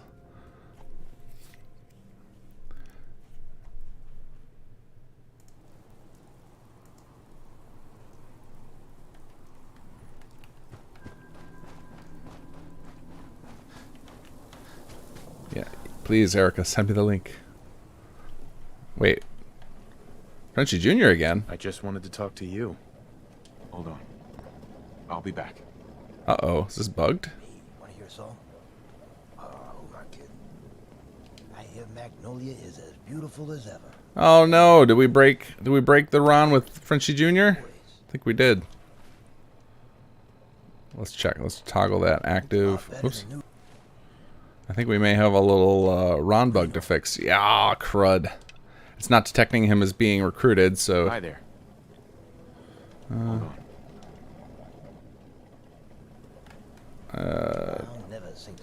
Bummer. Okay, I gotta write this down. This is a emergency fix. In fact, I'm gonna save scum here because that's 500 caps. All right, let's go. Load. Ron's office. That's probably. Oh no, I don't have any good auto saves. 1620. Let's go back. Oh no, the last one was end of session. No. All right, we'll try. We'll hope for the best with this one. As long as we're just out 500 caps. But I got a nice bug to work on. All right, so Frenchie Jr. not counting as recruited for the Ron system. Okay. Alright, let's try. Let's see, do I still have it up there? Alright, we'll try our luck anyway. Uh-oh, we got the brown face bug. You won't find a more comprehensive depository of information in the Commonwealth. Any idea where I can find someone? Talent pool's tapped out. You'll have to follow. Let's trade. Ah, bummer. Okay, so we got a nice bug to fix here, so let's save it. Save. LP Day 23. What was the name? I get Frenchie Jr. Second recruiting. Okay. Alright, well, the first thing we're going to do here is we're going to close the game out because I don't want this bug here. And then we can watch the video. Actually, let me get that ready first.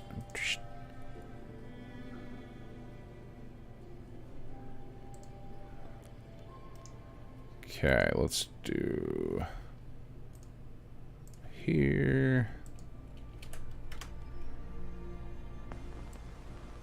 Okay, we got a nice video to watch here. This is by Erica Ember Studio. Can you guys see this? Is this coming up and is the sound going through? What if I were to tell you we've only scratched the surface, and maybe, if you're willing, we could perhaps do more than you ever imagined? I'm down, eh? Quit being such a baby. Okay, fine. You better not try and screw us over. Okay, everyone, listen up. This is how we're gonna do things. I'll keep guard out here. Head inside. What's up there, eh? Guns! Guns for everyone! Hostile dogs! Oh, hey there, buddy. You want to buy a gun? That's some amount of blood there. I'm sorry. Oh, come on. You can't be that bad of an aim. We'll have you fixed in a jiffy. Don't squirm now. Oh, boy, howdy, that hurts. Morons. Would you look at that? Let's get this show on the road. Ah, shit. What are you waiting for?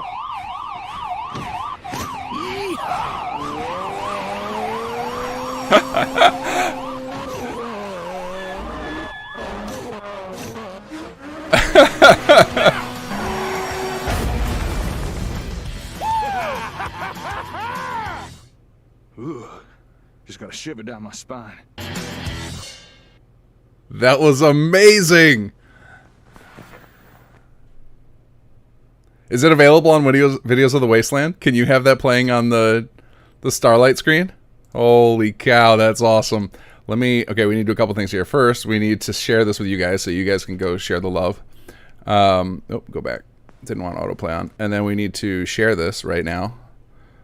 Where's the create post? Here we go. Please watch. Amazing. Post. And we need to tweet it out because that is too freaking cool.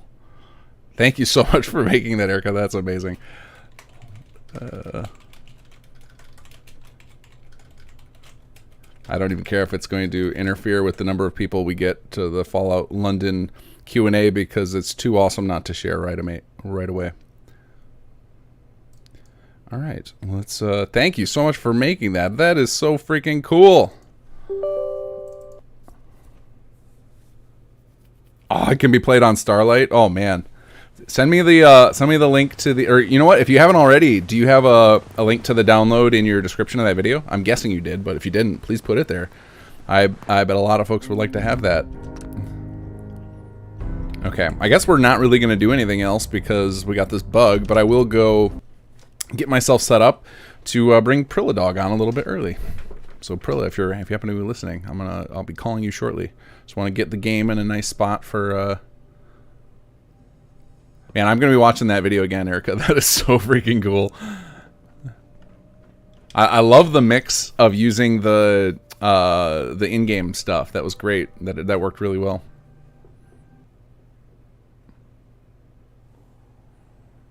Little machinima and hand animated mix was nice.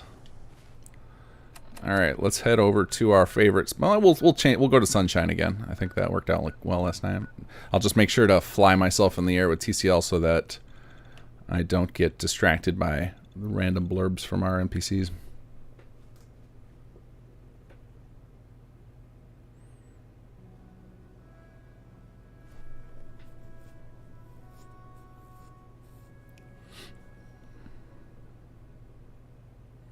That was a long time coming. I remember when you posted the first preview little clip from it. That was many moons ago.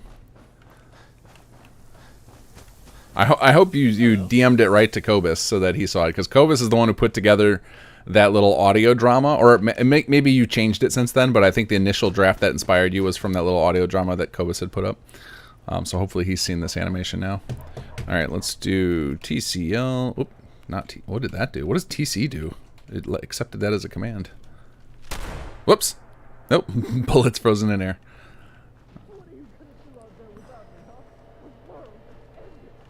Oh, I guess the problem with TCL is it freezes everybody, so that's not great. Okay, this was a bad plan. All right, we're gonna put our. Oh, we'll go up on here. That way, I won't get any idle lines, and I can still unfreeze everybody. All right, TCL. There we go. TFC. Nice view. And then we need set game out. Oh, nope. Set time scale to 0.1. And there we go. We got our background footage. Okay, let me call up Prilla here. Okay.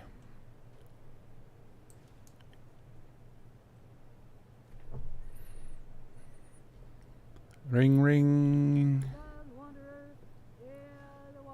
Hello. Hope you don't mind I called you a few minutes early. Are you there? Oh, yeah, I'm here. Hello. Hello. Do you mind if I called you a few minutes earlier? I should have messaged you first, but we ran into a snag in the rest of the stream, so I'm like, well, maybe Prilla will be ready now. Yep, no, perfectly fine. I was actually ready about an hour ago, but yeah, daylight savings fused it all. So did you stay up all night, or did you wake up super early? Did you get a nap in the last 2 hours? I have stayed up. Oh my God! Well, thank you for doing that, and my apologies for the timeline. This has become it's not like the podcast. Last we spoke, I just worked around your schedule, but now I do it live because I have way less time in my life to schedule these things like I used to. So the first thing I have to ask you is, will there be settlements in London? That's what everyone wants to know here. It's a yes? Yeah. Fantastic. Well, that's great news. We've got I think there's 5. There's 5 of them. Okay. Yeah, we've made sure to put them around in different varied areas. So some are going to be like, like out away from everything in the forest and the like, and then you're going to have others that are going to be in like more sort of like different biomes and the like, so you get a real good mix. Nice. And hopefully you've learned your lesson from Bethesda and didn't put any right in the center of downtown. Like, no, there's no Hangman's Alley in London.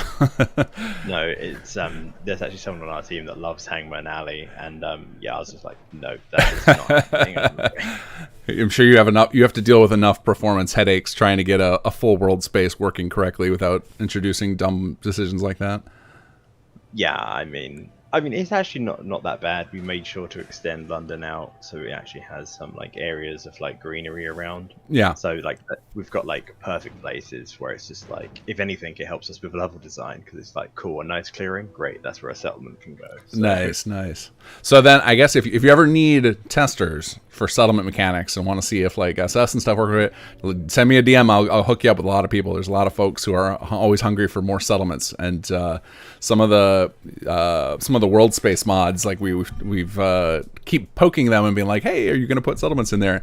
And most of them give a probably, maybe. I think you're the first person who's just been like straight up, yep, that's happening. So that's very exciting. Yeah, I don't know. I mean, maybe that's a worry on our end. Like, should we not be doing it? I don't see any reason not to. I think it's more a matter of, well, look how long have you guys been going? So like, because we last spoke on voice for the podcast probably 2 years, a couple years ago. So you've been going strong for years now.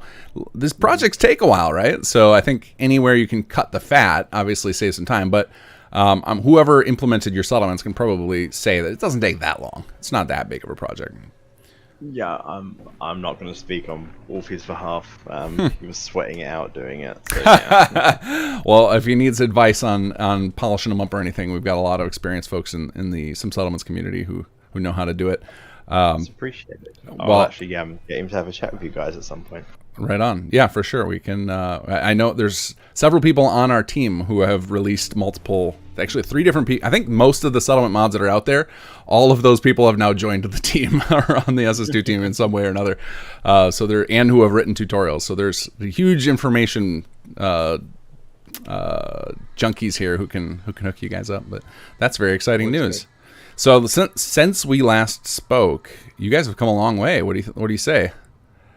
Yeah, we have. I mean, I remember having this chat with you when I was in a hostel when I was in the desert while I was traveling. Now I'm very much grounded in front of my PC trying to get this mod finished. So yeah, it is even just a change on that aspect. But yes, we are much further along the line now.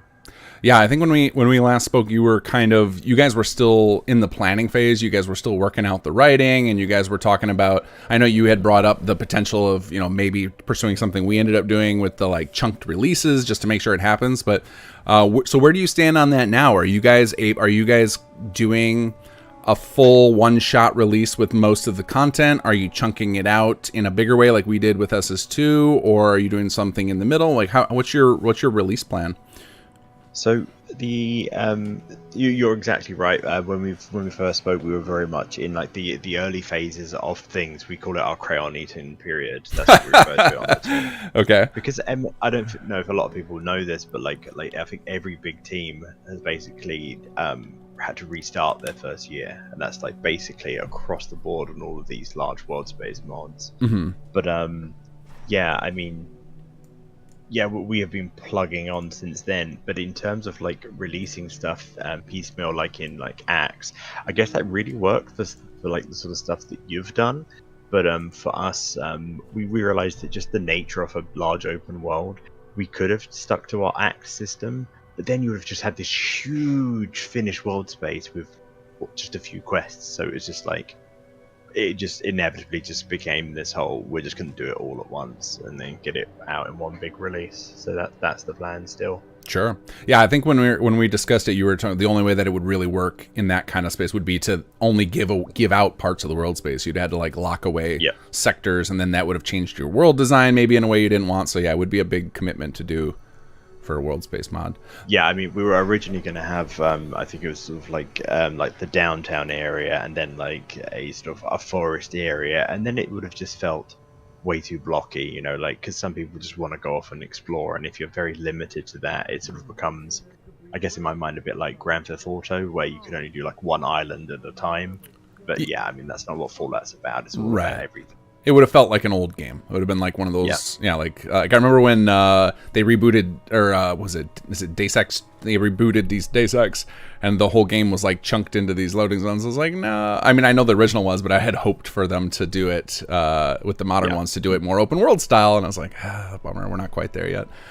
So, and with a Bethesda style game, like it's just, you know, we just expect it now. So it would be, yeah, for sure. Like I think that's one of the disappointing things with like the direction they're going with 76 with these little off-world adventures. It's cool and all, but then it just feels like, well, now we're going like backward in time in our games of like now you're just in this like chunked off little zone effectively, and it feels not real. I mean, I would definitely say that there's pros and cons for both, but I would definitely say for what we envisioned our step release, it just wouldn't have made sense. Sure. And I think we sort of scrapped that idea, I think, in 2020. Okay. So yeah, we're so since then we have just been making sure to get everything done as one big one. Well, from what we've seen so far of that intro video, like you guys call it your gameplay trailer, but it basically was like the beginning opening segment of the game, right? It was basically this is what most tutorial level, right. So this is what most of us will experience first time we play it, beyond any like little tweaks you guys decide to make between now and then. But that's kind of the intro of the thing, and it looked like it's gonna you ride the train and boom, you're dropped into the open world, and you had a big old impressive world space there. So again, much farther along than you were when. In fact, I've made this comment, and it wasn't meant to be a dig. It was just the reality of the situation is when you guys first put out your stuff, it felt like, oh, this is just another one of those pipe dream projects that's never going to happen. And now you guys have turned it from being, you know, just another announced project that's probably not going to happen to being like your guys' looks like the most likely one to happen, because you've actually got a full intro for us. Yeah, sorry, I would say that was definitely a shock for us. It's so hard to see because ultimately, I mean, even Sim Settlements, like we're all pipe dreams. It's just then it's that hard work and tenacity that will get it over the line, and it's learning from your mistakes. And yeah, I mean, I think by just the pure nature of probably both of our teams having such dedicated people that have worked really, really hard into this. It's the reason why you've had 2 fantastic releases so far, and it's why perhaps we are now being seen as the first big modding project for Fallout 4 to come out. Your thing excluding when I say like large world space mod. So yeah, I mean that's just us working, and then hey, maybe the finishing line will be in sight for us, for anyone else. If that's the case, hooray! Yeah, this is the first time we've seen so a lot of the other the bigger mod teams have shown us glimpses of the world and like the update videos with like individual weapons or music tracks, etc. But nobody's really released anything other than trailers, which that's the thing is one of the reasons that these big trailers that come out that get you all hyped up are kind of like fall flat for me, whereas your guys' intro trailer was like a big exciting thing. Is that it's I won't say it's easy to make a good trailer. It is definitely hard to make a good trailer, but you can do a lot less work on the game development side to make a good trailer. But what you guys did showed you have done a lot, and you've actually pieced all together. You're in that phase because during the pre-production phase, you could piece together a really amazing trailer and still have nothing that's actually playable. Like we do that. Like when we put out our trailers, that's all like staged of stuff we know we're working on, but none of it's ready. What you guys just showed us is a vertical slice, which is very, it's rare in the mod scene. And it's impressive to see, it actually makes it feel like your project's real now, as opposed to, like I said, you when you guys have put out your trailers in the past, it's all staged. So like this is seriously impressive. That was the pure reason for doing it like this. As you said, like it was very much like Wild West Town back in the day, like when our first trailer come out, the one that exploded for like 3.5 million views, whatever it was. There were definitely areas where it's just like, if you were to just tilt the camera slightly to the right, there's just nothing there. Right. But like we'd also seen, I won't name names, but there are some other projects that they're still sort of doing that, and just through the nature of like watching them, you can I've been in this game a long time now. You can tell when they're still Wild Westing, and it's just like we really wanted to try and show the community we're beyond that stage. Like Yeah. everything you saw is what you're gonna play. That's why, because we had big discussions of, oh, should we bother showing the loading screen? And I think it was the guy who filmed it, Sunny Delight, who was just like, no, I want to show from the moment you load up, Yeah. excluding his desktop, to the end of the first scene. Right. So it was literally that. So you had your loading screen and just everything. And we wanted to show actual gameplay, not little bit to the left, little bit to the right. You know, like Yeah. what you saw just was what we recorded. He could have been facing the other way because it was all done as well. So yeah. That's fantastic. Yeah, it was a very good decision. Like I remember when I first watched it, I was like, oh, I got to sit through 4 minutes of like black screens and stuff. But I'm like, then after watching it, I'm like, okay, I see why they did that. Because then it's they don't need then to put a subtitle on like alpha, like how they do, ever see trailers now, it's always like there's like a subtitle, not actual gameplay footage, or like this is an early alpha build, may not all make it into release. You guys didn't need to have any of that. It's just like right from the loading screen, this is literally all really happening. Someone's actually playing this right now, which was really cool. So kudos to that decision. That was smart. Like I said, I think it took your guys' project, and for a lot of us, especially those of us who know how hard this is, took it from, you guys went to the top of the pack basically for excitement level for other projects. Which was quite weird for us because I mean that was like it's a 20-minute video, and I know it's showing like pure gameplay and stuff, but the reaction we got, like we kind of thought it would sink. Like I was like messaging like people like, hey, could you try and help? I would love to try and get like 100k views on this video. That would be great. It'd mean a lot to the team. And then a 20-minute video doing as well as it did. I was just like, well, whoa, you hit the sweet spot for the algorithm. The algorithm loves a 20-minute video. So, that helps too. But yeah, I think people are just genuinely excited about it. I've watched it a couple of times now, and I DM'd you earlier. I was like, we should probably just watch it on stream, and then if there's anybody who hasn't seen it yet, then get a chance to. If you don't mind me doing that, I don't want to steal revenue from you guys, but no, it's fine. I definitely want more people to see it because it's really, really cool. We don't do it right now. I still have plenty more to talk about, and actually I'm going to go to our chat here and let them poke you with questions. So just a reminder, everybody, if you have questions about Fallout London that I am failing to ask, please put an @KingGath in the chat and put it on there, and I'll scroll through and read all those in a little bit. Do you guys, is Prilla's volume okay? I saw messages earlier that it was a little low, and I tweaked it when he was talking, but I don't know if it's still good now. So guys, let me know if I need to bump up his volume at all. So one of the cooler things you guys did was the little intro sequence, and there was for folks who are in the know, I am not one of them. It was really cool to see or to hear the voices of some former doctors. So everybody in your neck of the woods probably recognized them immediately. I only knew about it because of the comments on the video, and then I was like, oh, okay, that's pretty cool. And I hear through the grapevine that you tried to reach out to some other big names. What was it like working with the names that you did get? I mean, the thing is that what everyone realizes at the end of the day, these people are humans. Right. If you can pitch them well and you talk to them, they're gonna get excited about it, or they're gonna offer their time to you. A lot of people just don't even want to make that first step. They're like, oh no, they're like famous. Let's not talk to them. That's not true. You know what I mean? Like, they're going to be interested in this sort of stuff. And I mean, I think for us, there was like a lot of pressure because when we got one doctor, we were like, okay, because you got the two scientists. The two scientist characters were there at the start. And I was like, well, if I've got one doctor, I've now got to get two. So like that was like my challenge. Nice. We managed to get it. But we originally wanted to obviously try and get Ron Perlman for the intro.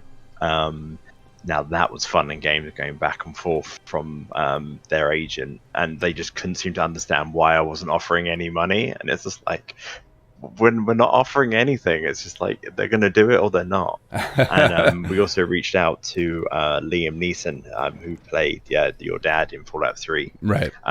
Who just sort of declined and was just like, I not really want to be part of the series anymore. But hey, if it's a remake, I'm sure he'll take money. But yeah. But yeah, working with the doctors was fine, and like it was great because they like. Sylvester McCoy just sent over one perfect take, and Colin Baker, he literally did what I'm sure working with voice actors, you're aware of this, but like he sent over like 3 takes to make sure everything was crystal clear and that we had options and it was. Oh, what a professional! That's amazing. We didn't even ask him to do that. It was just like, wow, okay. It was like, so that was great. That there's the announcer for the Halo series. He's on Cameo or one of those sites where you can get people to read stuff to it. He gives people multiple takes too. It's cool to see that really? there's some people out there who are just like, they're just super professional at their job. Just they're not saying like, oh well, I'm famous, they'll accept whatever I give them. They actually put in the effort because they care about quality. So that's cool to hear. But I feel you on that. They're just regular people. We've reached out to a few different voice actors to get them involved for the same reason. It was just like, they're just people. Just ask them. One of the problems we've had. They'll say is no. Right. If you get a yes, it's amazing. If they say no, oh, never mind. It just is what it is. The biggest problem we've had is unions. Is that most of them that we've talked to, we always got to go through their agent. We have to get project union approved. And that's kind of hard to do when you got a $0 budget. So I think it was it Ron Perlman's. It was to do with budget, and then they were just like, you need to be part of the Screen Actors Guild, and it's just like, well, we're not. So that was that. So right, yeah, we had the same. We got a hold of the voice actor for Father. His agent was like, "Well, you just as soon as you can get your project approved by SAG, you can. He will definitely do it." And it was like, "Oh, that's amazing," but I don't know how we're going to get this project into SAG. Now they're starting to open the door for it because they've got new contracts for indie games because they know that there's projects out there with sub-$1 million budgets who are going to do. Who can put out really great content, but when they say sub-million, they're probably the cost for a lot of these actors is still just outrageous, like thousands of dollars for small numbers of lines, so almost unattainable. So those guys did that pro bono for you guys, or did you just have to pay them a small enough amount where it didn't break the bank for you guys? We're set up for the latter on that one. Yeah, without going too into depth. Yeah, yeah. I don't want to. I'm not trying to poke into your finances. I'm just curious because it's. I think a lot of, like you said, it's a lot of people just assume that it's ungettable to get somebody just because they're a celebrity, however minor, but that is not the case at all. I mean, it's not even necessarily just them. It's more the what we'd call the gatekeeper. They're the ones that you sort of need to butter the palms to get to the one you need to. They're the ones that want their pound of flesh. So, like the I mean, if you actually look at some of the stuff that Ron Perlman does, half the time he's sitting on his bed saying political views on his Twitter. If you could get in contact with him, he'd probably do it. He'd just be sitting there half asleep and do it. But it's trying to get through his agent. They're the ones whose palms you've got to grease. So, right. Yeah, that's kind of fun. Yeah, that's a good point because a lot of these folks, they're not just perpetually busy. Like I remember I read in this is totally off topic, and apologies, Prilla, if you're not used to me doing this. I don't know how much I did of this in our podcast, but I like to chase thoughts because sometimes they lead to interesting conversations. I read an interview with John C. Reilly, which do you know who that is? I don't. I'm afraid. He's a comedian. He actually does serious roles too now. He's been in tons of movies. He's one that I think most people have seen or are aware of is Step Brothers with Will Ferrell. But anyway, he's a comedian. He's done tons of movies, and he just did a show on HBO. And there was an interview recently where he was worried he was never going to work again. So it's like no matter how famous these people seem to get, like they always need more work, and there's always the acting doesn't take that much time. So I think you're right. There's a lot of time where they're just kind of idling and doing stuff like tweeting inanely, and they could totally be quickly doing some voice recording. And also I would say that from the bed thing is I think like for our projects we would accept a much lesser performance to have the nostalgia, right? Like even Ron Perlman reading half-assed from his bed would still sound amazing because it's just going to tickle that nostalgia. Yeah, and that's exactly right. Like if Ron Perlman literally just turned around with like a selfie stick and just was like, as a car went by with a siren, we'd make it work. I'd send it to our audio guy and I'd be like, just put a car going by, but we'll script it. So, right. Make it work. Absolutely. All right, so let's talk London some more. So what we saw so far, And I don't want you to like ask story questions much because I don't want this spoiled for anybody, especially myself. I want to actually play it. But I mean, it looks like you guys have a nice mystery setup with a G-Man type figure happening there, and then you're just set loose in the world. So a nice little mystery to solve, which obviously is a great way to get people excited about a main quest line.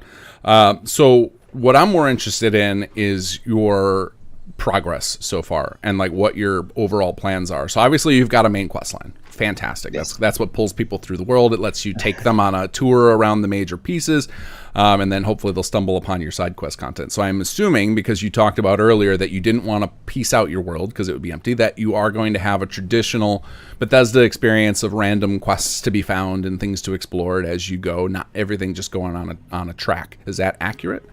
Yes, 100%. So what would you say your goal is? Like if you were to compare it, like what we generally tend to do is compare it to things we know, right? So like compared to existing Bethesda games, or like comparing it to the scope and size of Fallout 4 itself, where do you guys land and your goal? So whilst our world space probably clocks in about the size of the vanilla Commonwealth Fallout 4 game, and if you take our hub worlds and mush them together, they're probably about the size of Far Harbor. The actual content itself, in terms of quests and the like, we're going to try and aim basically sort of 1-for-1 with Fallout 4.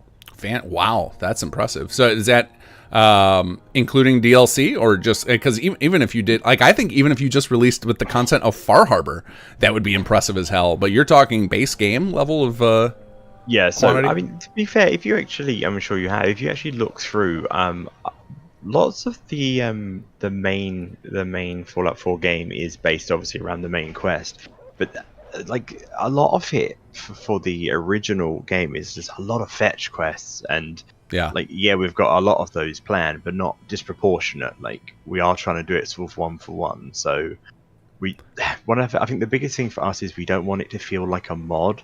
We want it to just feel like Bethesda have just released what we like to joke around and say it's Fallout 4.5. So you're gonna play it, and you're gonna get your main quest line, you're gonna get your side quests, and then you're gonna get your missed quests, much the same. So you're gonna get the same feeling for all of it. Awesome. So are you guys taking?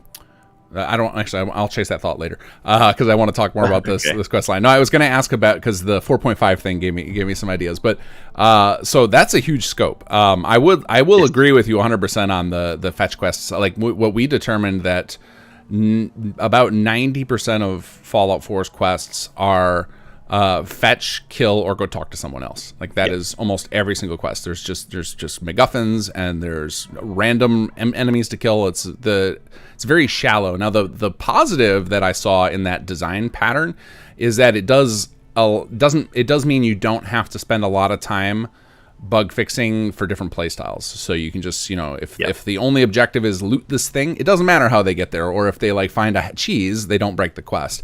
Because like whenever we try and do something fancy, then we end up spending 3 months debugging it before release and then again after release.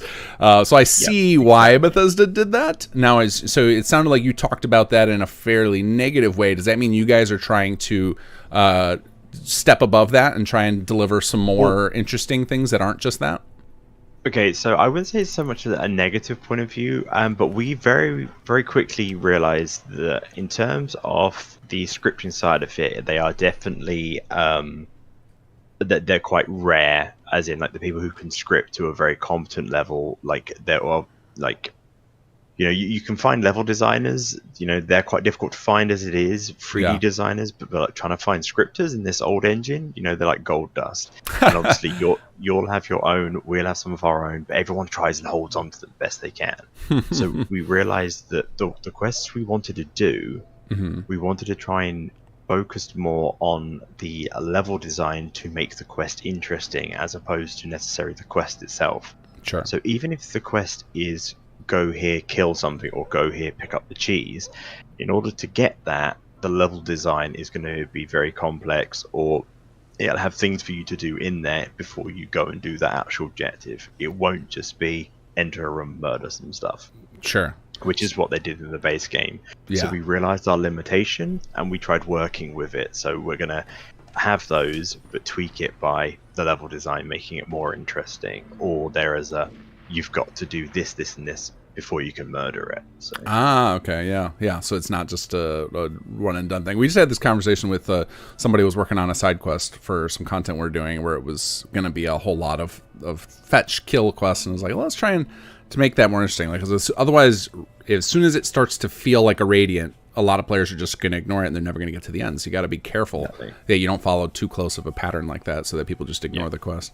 So one of the things, talking about interesting level design, I was going to posit this, that one of the things to me that makes the quest stand out as memorable and not just a fetch and kill, even though, because really, for the most part, all games are fetch kill talk, right? Like, that is mostly what you do. It's a matter of how do you mask those in a way that it doesn't feel like that's all you did, whether it be interesting set pieces or surprise moments or a little more intriguing dialogue, etc.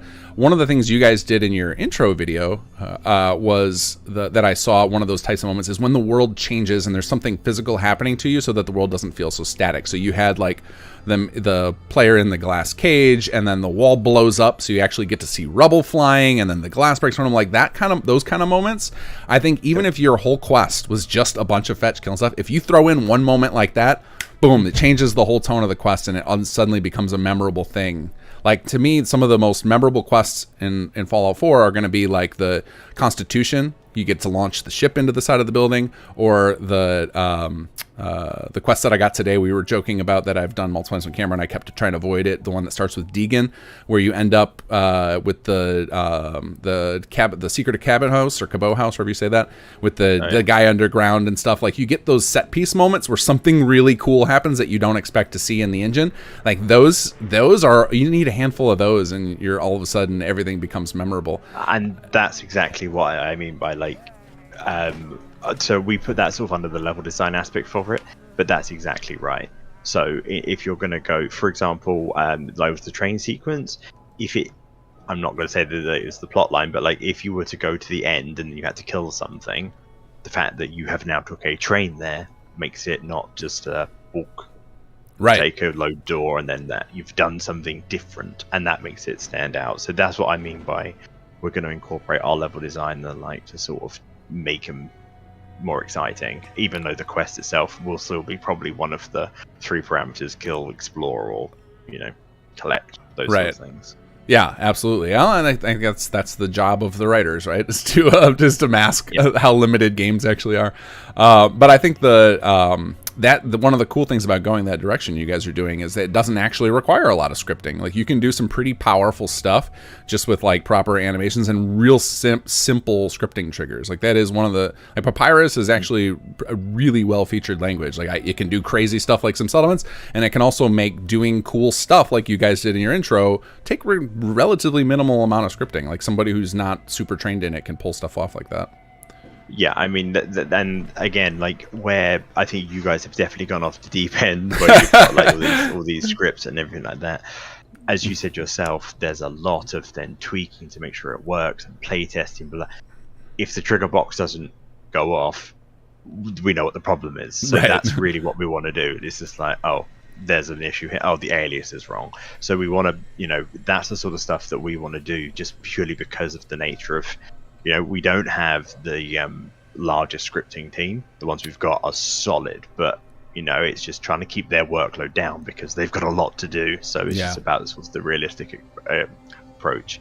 Because I think that's the biggest thing, is that we're all sitting here in our pajamas, cracking on doing work every day, and this is a hobbyist project. Right.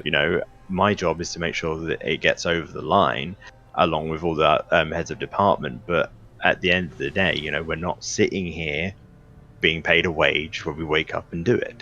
So it's, it's like we need to be realistic. And anytime we have a downfall, how do we bring it up? So, it's all about trying to work within the realms of possibility. Yeah, and it's hard too for some, because a lot of stuff, one of the things like we run into all the time is we know how to do so much that it's hard not to feature creep yourselves, because it's like, well, that's possible, so say yes. That's possible, say yes. And then eventually you've got to like look at the scope of things and look at the pace, and it's like, you know, like this is sometimes it's worth taking, and this is why you know, every team needs someone like you, is you got to keep an eye on like what is the pace that we're actually producing this stuff. So yes, it's possible for you, level designer Sam or whoever, that to do all that, but like it took you 2 months to do this one space and there are 15 more. Like, is that really what you want to be doing for the next, you know, 3 years of your life? Of like keeping an eye on the scope from that perspective of just like, we only have so many hours a week to do this. Yep, and that's exactly right. I mean, and that's the thing, is that we've realized is like, we could have this huge labyrinth of an interior, but then it's like, okay, well then you've got a nav mesh, you've got to fill it all, and you've got to do this and this. Okay, and as you said, now there's the other 14 to do. It's like, or maybe we can half the size of that and get 2 out of it. Done. Okay, now we've only got 13 more to go. Right. So on and so forth. So that's good. That's cool to hear that you guys are being realists about it. So two questions have just come to mind right now. One is, how much are you Prilla do you do? Like, do you know, are you just like, do you do any of the technical work, or are you do you operate more in just a management position? And then the other question just fluttered out of my mind, so let's go with that one. I basically live and breathe the creation kit, so I'll have sort of, you know, my finger in all the pies. Mostly I will do level design, obviously the project, organizing and management side of it, but mostly I'll be doing level design. So I'll work very closely with the head of department, Wolfie, who's the lead level designer. So we'll work together on getting things done, but at the same time I'll be like sort of directing people to try and get things through. I can do very basic scripts and stuff, but in that element, my role is basically jack of all trades. If I was a master, it's definitely level design. That's awesome. I think that's actually having your fingers dabbled in all of the pools, I think is pretty important if you're going to lead a team, because it helps you, especially helps with feature creep, because you can learn some of it just by paying attention to like how long it takes people to deliver on stuff, but knowing the complexity and what's possible, and knowing the parts where it's going to require an expert is pretty useful when you're trying to scope out a project. Yep, exactly. And I'd also say as well is like my 3D knowledge is so old, like, because I studied at university and now it's just basically irrelevant. But like now I'm at the stage where I've either started to remember certain things, or I can hold a conversation with a 3D person and know what's acceptable and like what's like an allowed limit of like poly count and all that sort of stuff. Sure. As soon as they start saying about like, oh, we're going to bake all the textures and do this, that, and that, and that, then you've lost me. But like I can understand like the base limit. And I think you need to. I think any of these projects that start up, normally, and I don't want to crap on writers because your job is very important, but normally when you sit there with a pen and paper and go, cool, I've got an idea, I can run a project. Yeah. You probably can't. There's so much more to do than just having an idea. Oh, absolutely. I think the two biggest types of people that start these projects throughout all the games, and like I've been modding over 20 years and I've seen this happen many times, it's always writers and level designers who come up with these crazy dream projects with no idea how to actually, like, don't know any of the other disciplines or don't have any friends who know the disciplines to actually make it real. And that's why so many of them fail, because it's really easy to have grand ideas. It's much harder to not only execute them but keep together a team of people long enough to pull it off. It's just like the keeping everybody rallied around the project, keeping them inspired, and keeping it from creeping, and it's a lot. And I think knowing the disciplines helps a lot. I definitely, like, that has been a huge boon for me. I also studied 3D work back in my high school and early college years, and somehow 3ds Max hasn't changed in that time. Like that's a long time ago I learned that, and I can still fuddle my way around 3ds Max and make stuff, and so I can talk to 3D modelers, which is nice. And also it helps me respect their craft even more, because like I know it's like, okay, I can, I know how many hours it takes to do some of this basic stuff, and then like, for I think for people who know nothing about a craft, it just starts to feel like magic, and then you're just like, oh, you just must have to be, it must just be raw talent. But I think once you start to learn, a discipline, you realize that like, oh no, it's just a lot of hard work and putting in the hours. And then to me, that gives me a way greater respect to some of those people. Like I have more respect for 3D modelers than I do musicians, because music feels like magic to me. I understand so little of it that I'm just like, oh, good musicians they're just born talented. I know better, but in my head, in the back of my head, that's kind of how I feel about it. Whereas the stuff I've tried and suck at, I'm just like, damn, like when people can do good at it.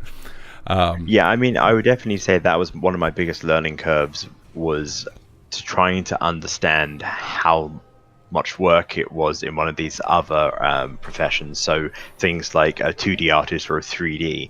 You know, I can draw a stick man, but I can't do some of the concept art which has been done. And you know, at the same time, like, I was looking at Tony Sart's concept art when he was doing stuff for us, and the guy, you know, he's an industry professional. Yeah. And like the stuff he comes out with is probably faster than my stick man. Right. So then it's trying to understand, okay, but this is this man's real life job, so he's going to be trained to do it quick, comparing it to someone who maybe does it as a hobby, and then it's just trying to work out like a medium. Okay, this is my expectation, it's going to take X many hours. Do you know what I mean? And it's like the same with 3D. It's trying to then learn how much this would be. And as a project manager, it's a very big difference between saying, right, I need you to do tables and chairs. Go. Right. I want it by tomorrow. Well, that's probably not possible, you know? So it's like really just trying to work out and learn that. And for someone who started with no idea in it, that was my biggest learning curve by far. Oh, yeah. For sure. I agree with you on that. That's the other part of that is, because it's a volunteer project, there's another layer of complexity there of you need to know how much of the person's free time you're asking for, right? Like it's a big, especially when you're recruiting. It's like when it's because like I'm sure at this point you guys have been going for a few years.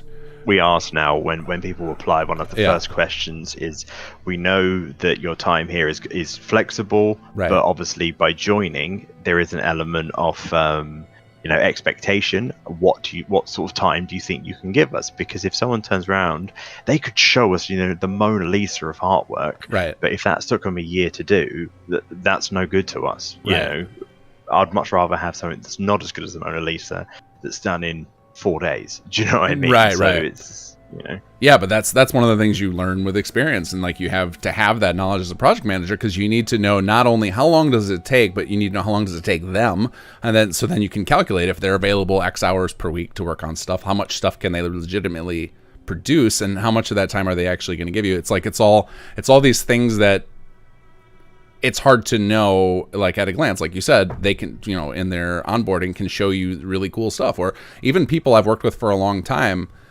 Like, we don't always discuss how long it takes to do a particular thing. It's like, okay, you're capable of doing that, but like realistically, like, you know, if we were going to plan something out for the next 6 months, how many of that thing could you realistically produce? You know, like, you know, including your burnout time too, right? Like, you can't just like say, okay, well, it took me a month to do this thing, we've got 6 months, I can do 6 of them. It's like, well, no, probably not, because you can't always with very few exceptions, unless people are extremely disciplined, most people who are artistic, you know, work on inspiration, not discipline. And so it'll be that maybe they had a great burst of creativity and powered through something really awesome 1 month at one pace, and then the next month they aren't nearly as productive. It's part of the human condition. And so I don't know if you do this in Sim Settlement, okay, but that's why I think what we realized quite earlier on, that having people set to one discipline definitely means that you suddenly get burnout, and then that person just stops working for a period of time. Yeah. So we started doing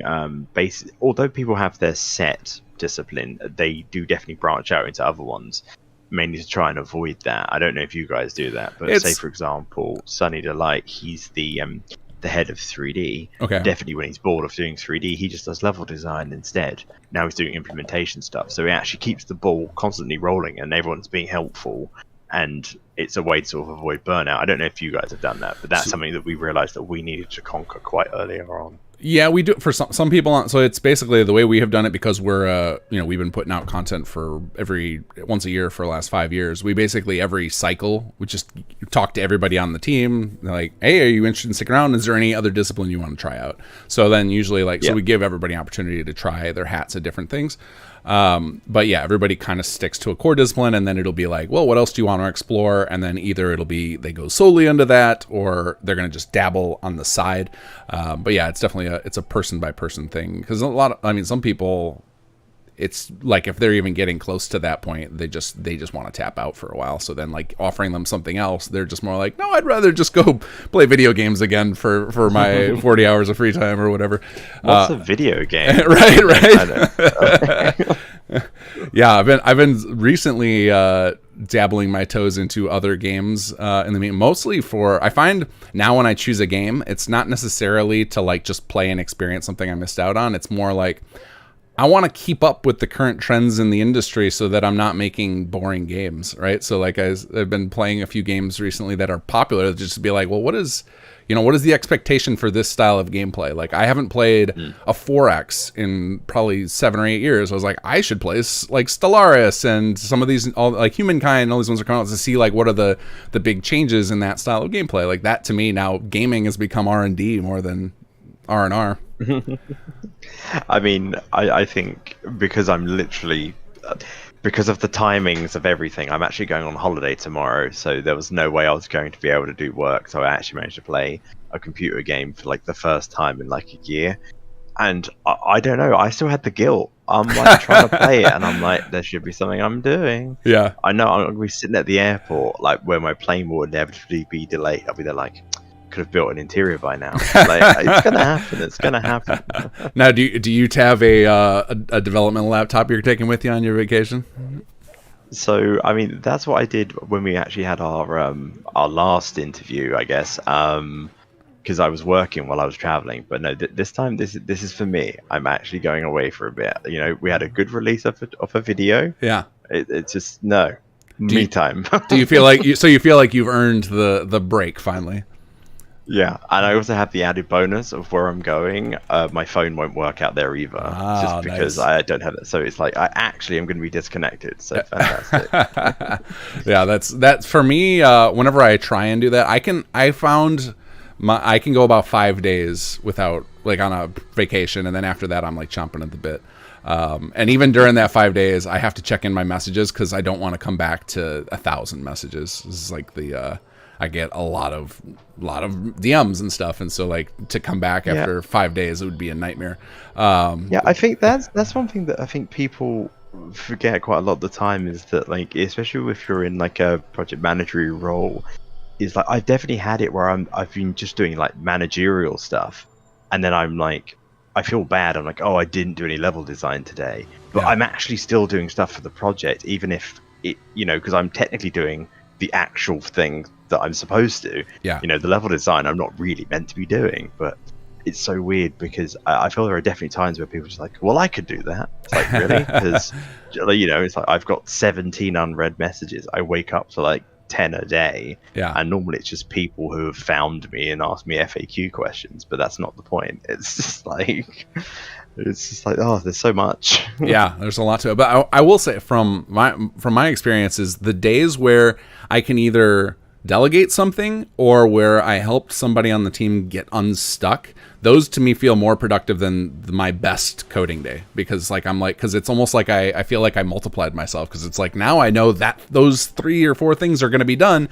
and I couldn't have done those by myself. So that's how one of the things that motivates me to make time for the project management stuff is.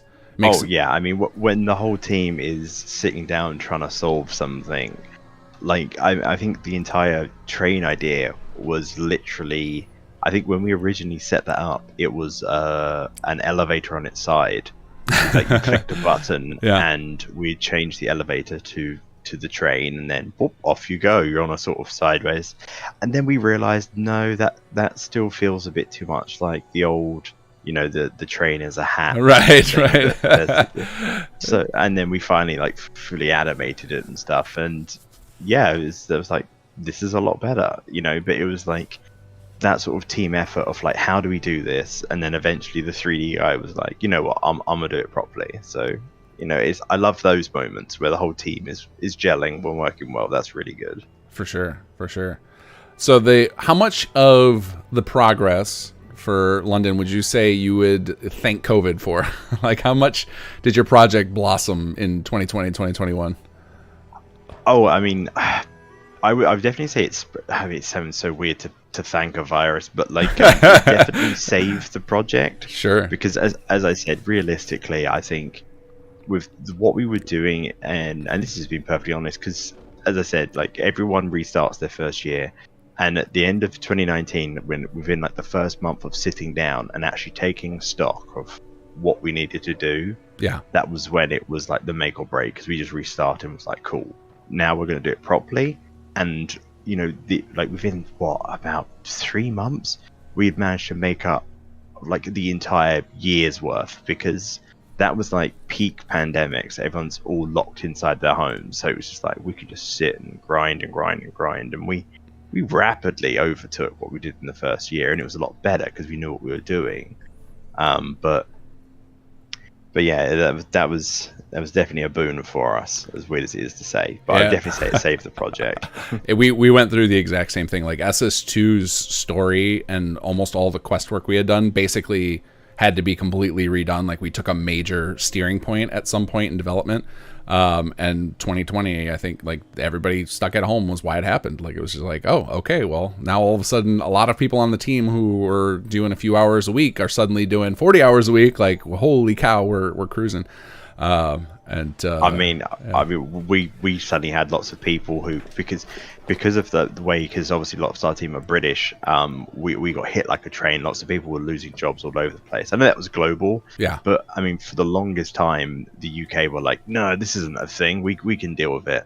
So when everyone started getting COVID, then it just went really bad over here, which meant lots of people were losing their jobs and stuff. So we had people who had gone from, you know, like maybe 4 hours a week into literally now you're looking at 14 hours a day. Yeah. And it was just like, that was just crazy. Yeah, like, it was you would sit down and be like, oh, this entire area that's the size of like Far Harbor, yeah, we just knocked that out in like within a year. It was just like, what? It's crazy. Yeah, I guess I agree that it was weird. I knew it would be a weird thing to thank, but it really did it did end up being a big boon for a lot of creative projects, I think.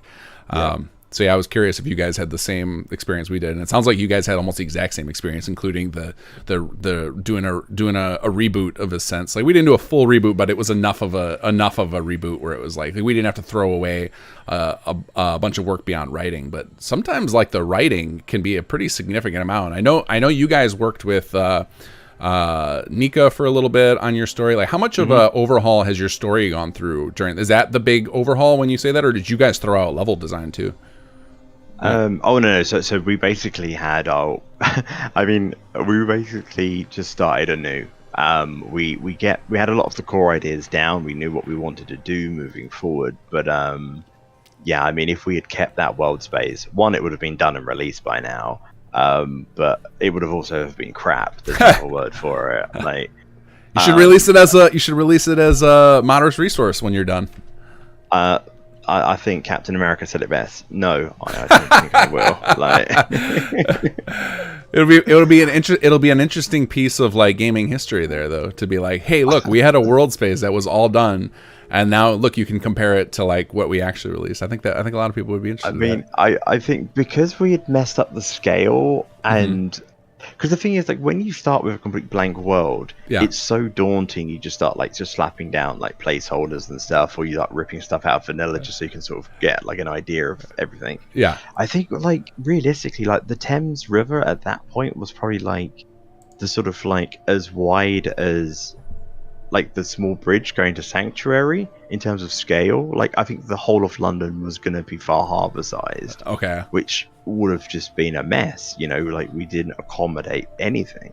Sure. Whereas now you only need to look at like some of the images that we'd put up for the Tower Bridge.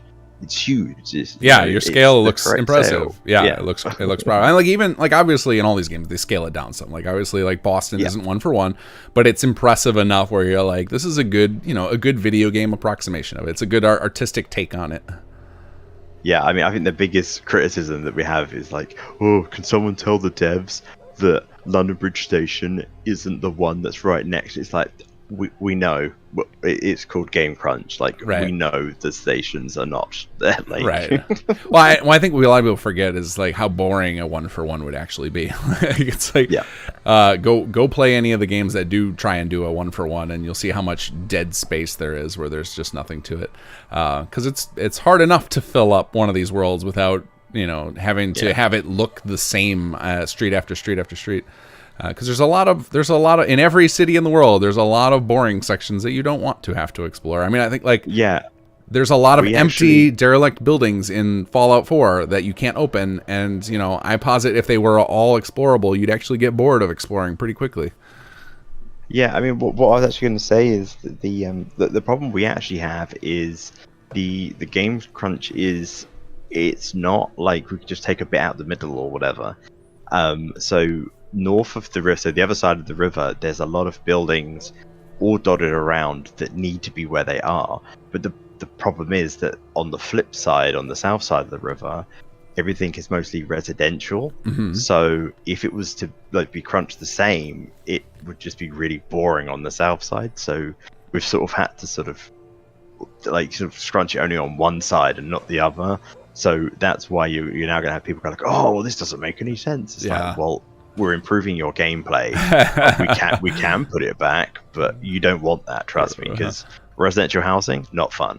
Well, the guys who live along that river are going to be pretty bummed. Like, well, I was hoping my grandfather's house would be here. Yeah. But I think it's a necessary thing to do. So it's interesting that you guys did a full world start over, but I'm sure it was significantly faster, not only because of COVID, but just because you learned a lot from your mistakes, and you probably got real efficient with the tools during that time. Yeah, I mean, but that's the thing. It's like it's not unique to us. All of them have done that. I think Miami, Cascadia, or the New Vegas, all the remakes have all done that because, as you said, it's like you tend to sit there and you're just like, okay, I'm a sit down. I have a pen and paper. I'm a writer. I'm going to do this. Then you might get your one friend who knows how to do level design, and you don't know what you're doing. Right.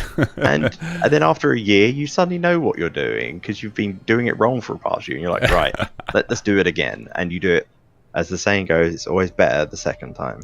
That's why I feel like I'm always amazed by these like Bethesda's games that they are delivered to us at all, because to me it seems like they add, like Fallout 4 was especially mind-blowing over the improvements it made to the systems from Fallout 3 and New Vegas, and just the amount of people it had to have required, because it's like just doing all those systems would take a lot of work, and then they've built a competent world that takes those things into account on top of it. Is like, I would have gotten halfway through this project and started it over from scratch, because that is for SS, we did it kind of twice. We did SS to SS2. SS2 was our reset of the mechanics, and for SS2, this partway through development, we kind of redid the story.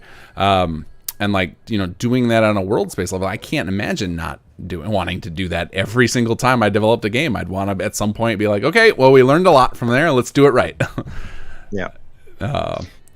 So it's cool that we're going to get the second phase, because I think a lot of the projects would their temptation would be to take that world space you're ready to chuck in the toilet and just be like, well, that's what we got, guys, and just release it anyway.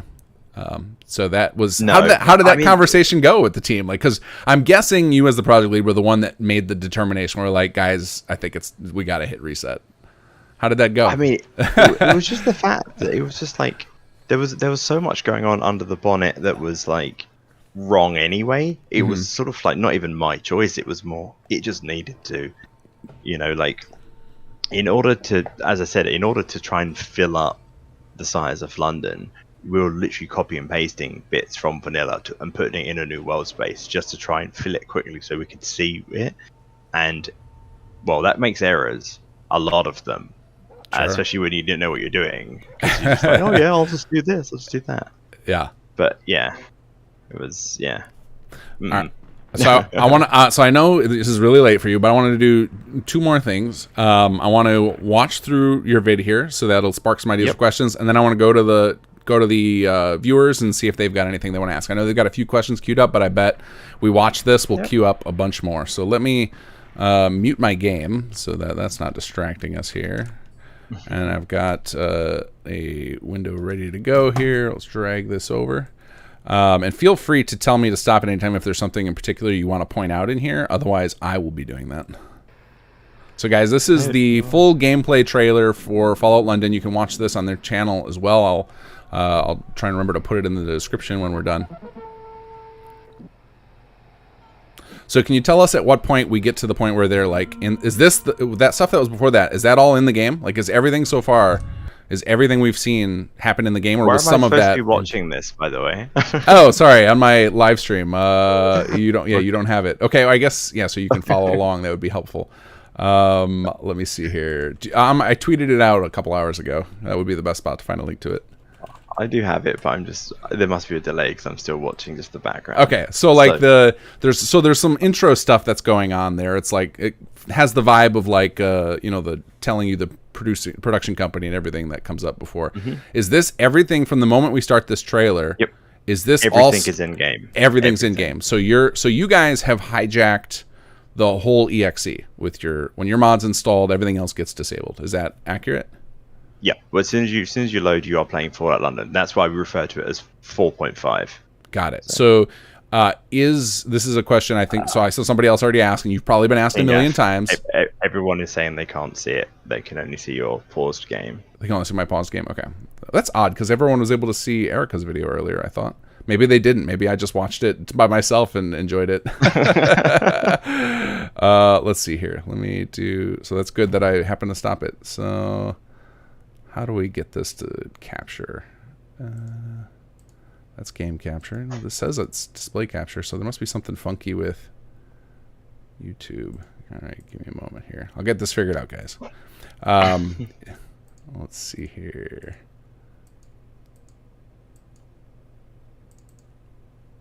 Yeah, that looks correct. That's weird. If I open it up and double click on it, it looks correct. All right, I guess we'll just crash the game out. That will solve this problem for us. Go away, Fallout. You're ruining our fun. Here we go, guys. So fortunately, you guys didn't miss anything. Hopefully, you'll be. Let's play a little bit and make sure you guys can hear it. So I'm gonna hit play. You guys tell me if you can hear this.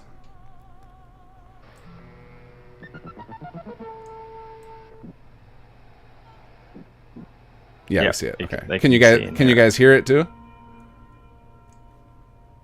Okay, great. Okay, let's pause that again. Okay, so one of the questions that I know had come up earlier already, and you've probably answered this a million times in your own Q&As on your site and stuff, but are players going to be able to visit the Commonwealth with the same character that they play through Fallout London with? No. Okay. No, when you're playing Fallout London, you're playing Fallout London. If you don't want to play Fallout London, you turn your mod off and you can go back doing whatever you're doing in Boston. So if somebody typed in COC Diamond City exterior, it's not going to work. I mean, at the moment we don't because we're using a stripped down version because of our reference limit. But sure, I mean, I believe because you're going to have the full one. I guess you can go there, but I mean, it's going to have all manners of funkiness. So right. So you're not designing with support in mind. This is not meant to be the player hops on a ship from the harbor and goes over to London. Got it. Okay.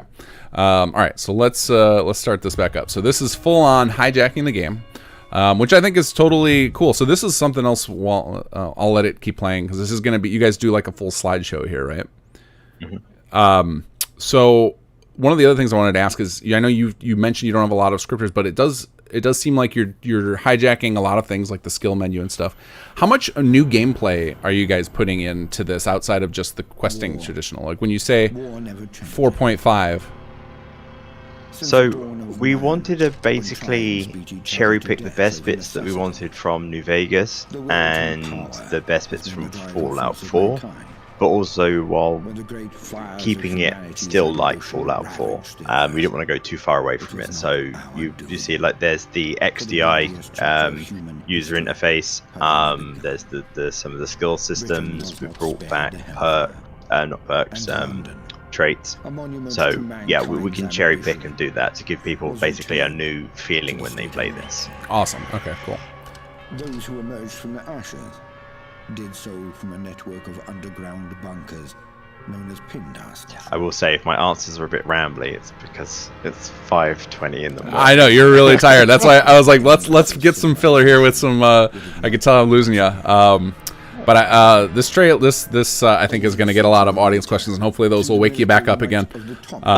But yeah, one of the things that I've always said about the Bethesda games is they could just literally keep releasing games with Fallout 3 gameplay, and we'd all probably keep playing them. Like, it's about the exploration and stuff that keeps it fresh. But it is nice to have some new mechanics to like get you through those.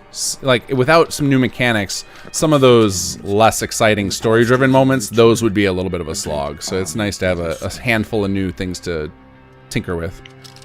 Yeah, and I mean, I guess, as I said, it's like, it really is, it's very much grounded in Fallout 4, and we need to have that. We can't remove it too far, because we had conversations where we're like, we must make it feel like New Vegas, it's the best game, blah blah. And I was like, if we wanted to do New Vegas, we'd do a New Vegas mod. Right. This is a Fallout 4 mod, so we're just gonna make it in Fallout 4, and we can nab a few good bits. So you're gonna have an improved Fallout 4 version, in our opinion. Sure. It still needs to be grounded. That's very important to us. What'll be really interesting to see, because there's not a lot of experimentation done in this yet, other than I think Point Lookout is our first attempt to check this out, is how many patches will be needed for other mods, and like how many of them will naturally work versus how many are going to have a problem with the way a new world space mod is set up. Well, I mean, we're excited to find out too. No, we said at the start, and we're very open about this, that we have designed this to work as its own thing.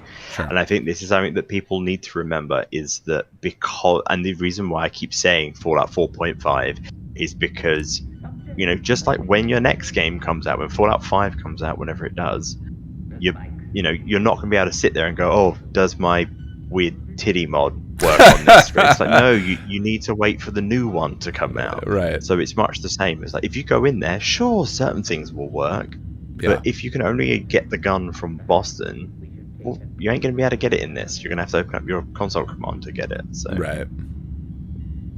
So here we are in the first. The character, I can't wait to dig under the hood of your guys' mod, because like some of the stuff you guys have done, I'm like, I actually don't know how to do that. Like I want to figure out some of this stuff. I love reverse engineering mods that come out. So that was one of the first things. That's how we figured it out. It's just reverse engineering all the way through. So. Yeah, figuring out how like Bethesda started it up, because they're not doing anything like other than I think most of the stuff they do in their game is not engine driven. Like most of it, you can pull off. Just like with the existing scripts and availability, like there's not a whole ton that's masked away from us to be able to tinker with, which is nice. Yeah. Yeah, I mean, it was a sort of eureka moment when we managed to sort of break into what we needed. Then, like, I mean, I can't remember what it was. I think it was a combination between actually our head writer, Callum, who was delving in with our head scripter, and when we worked out what it was, whatever it was, I honestly can't remember.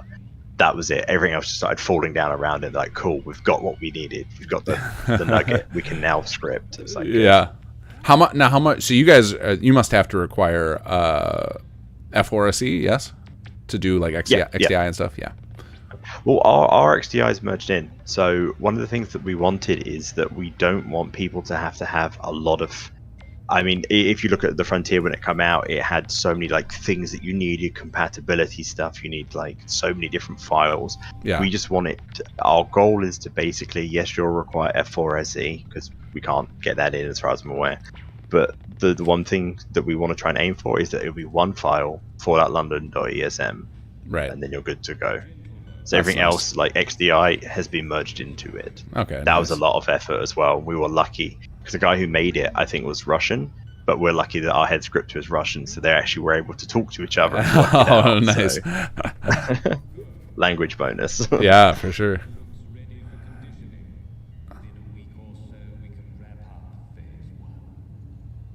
Yeah, these types of intros to games are always awesome, just for the like when you've got some big central mystery, like Fallout 4, I think a lot of people agree, kind of fell flat. Like, you had that with Kellogg, but because you're getting distracted by side quests and stuff, this mission to rescue your kid and someone you barely got to connect with is like, it's not a good motivator. But finding out who the hell you are is always that is the goal of any of these Bethesda simulation games, right? Is to figure out who your character is. So like, your whole story seems to be that, at least what we know so far. Obviously there's this other faction involved, but I think you guys are setting yourselves up for success right away of being like, your own character's background is an extreme mystery, and I think that's going to add a lot of replayability. Yeah, and that's why we didn't want to give the character, because it's a non-voiced character, or an unvoiced protagonist, if my sleepy brain wakes up. So we wanted that so people can play as whatever you wanted to. Maybe you wanted to close your eyes and pretend you're the sole survivor. If you want to do that, you can do, but that's up to the player to do. Well, if your mod's popular enough, somebody inevitably will write the connector mod where it's like, yep, you're actually Nate was kidnapped and transported to London. The Tale of Two Wastelands. I laugh knowing how impossible that would be. I know the story. People will headcanon weirder things. That is true. I mean, we've already started seeing some of the what's it? The Japanese manga art. Not hentai. We're not at that level yet. Yeah. People have already started designing some mod based around our characters. So it's already starting. Nice. That's community, not our own. That's always flattering when people are inspired enough by your content to put in all that kind of work. Regardless of whether it titillates you or not, it's still flattering is the best word I can come up with for it. I think it was a conversation we were having with Sonny, who's the head of 3D. He was basically saying that he can't wait for the opening to be ruined by someone who's got one of these like huge, ludicrous CBBE mods. And it's like going to be like clipping through the front of like the smashable glass or something. It's just like, okay. I want somebody to play it. I want someone to play it with the mod that gives you a worm head. So the first spot you're in that tank and you just got the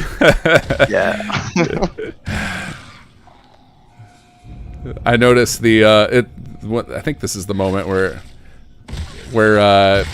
whoever's playing decides to like, I know there's another red shrew, and they go looking around for it and chase it down, which was like, well, I don't think a player would do that. This is the exact same thing I would do as a dev. Be like, wait a second, there's a sixth one somewhere. I got to get it.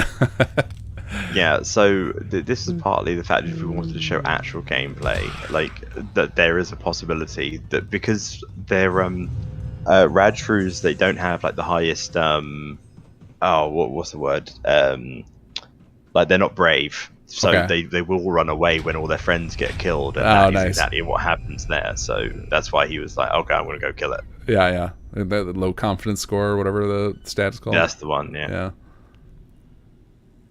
We got your old Attaboy. How much fun was this to build? Or were you guys able to get source files from the guys who did the pit pad to learn from? Yeah. So we credit to them for getting it to work, but it clearly was sort of held together with wishes and dreams. So that was a lot of work and improvement to do, and Edge did a fantastic job getting that to work. Nice. So that's basically it was just rebuilding it all and getting everything to work. And then this sequence as well, trying to get all this to work with Chuck's animations and stuff. It was just like the whole Attaboy thing. It was a big team effort of just so much trying to get it to work. Yeah. So I had a question about why did you guys opt to go for third person here? Was this again just to show that it's capable of handling it? So it was really annoying because we tried showing it off somewhat, but annoyingly, just because of the way it was filmed, it hides it slightly. But you don't have it on your arm. It equips to a utility belt that's on the side, and you can see it later on when you pick up the torch. So it was showing it that it's not like just hidden in your inventory and you're pulling it out of the ether. It actually is attached. Okay, I gotcha. I was wondering why you guys went third person because I didn't catch that. I did see somebody else showed. I think Juicehead did a video and he showed off the torch, and I said like, oh, that's cool. It's attached there. Didn't even realize that. I still am not seeing it now because the camera's clipped, but I know it was. It's one of those things. Didn't zoom out quite far enough. It's just it was one of the things that like this had got filmed numerous times, and it was just like, oh, we know it's there, it's fine. Well, yeah, and you have to do it in one take for it to feel right for the whole purpose of it. Yeah, so yeah, what a bummer if you get the take wrong. I remember doing this when we like to do footage for our voice actors to show them their work in game, and like just the amount of times we have to play through it, because if we get like a bug, we're like, we can't have that in their demo reel. Like I gotta go fix that and then come back in. Yeah, so you can see the torch or flashlights, you Americans, you colonials, might call it. We saw some guy was just like, oh look, it's bugged, it's just floating in front of you. It's like, no, it's attached to you, you dweeb. Like.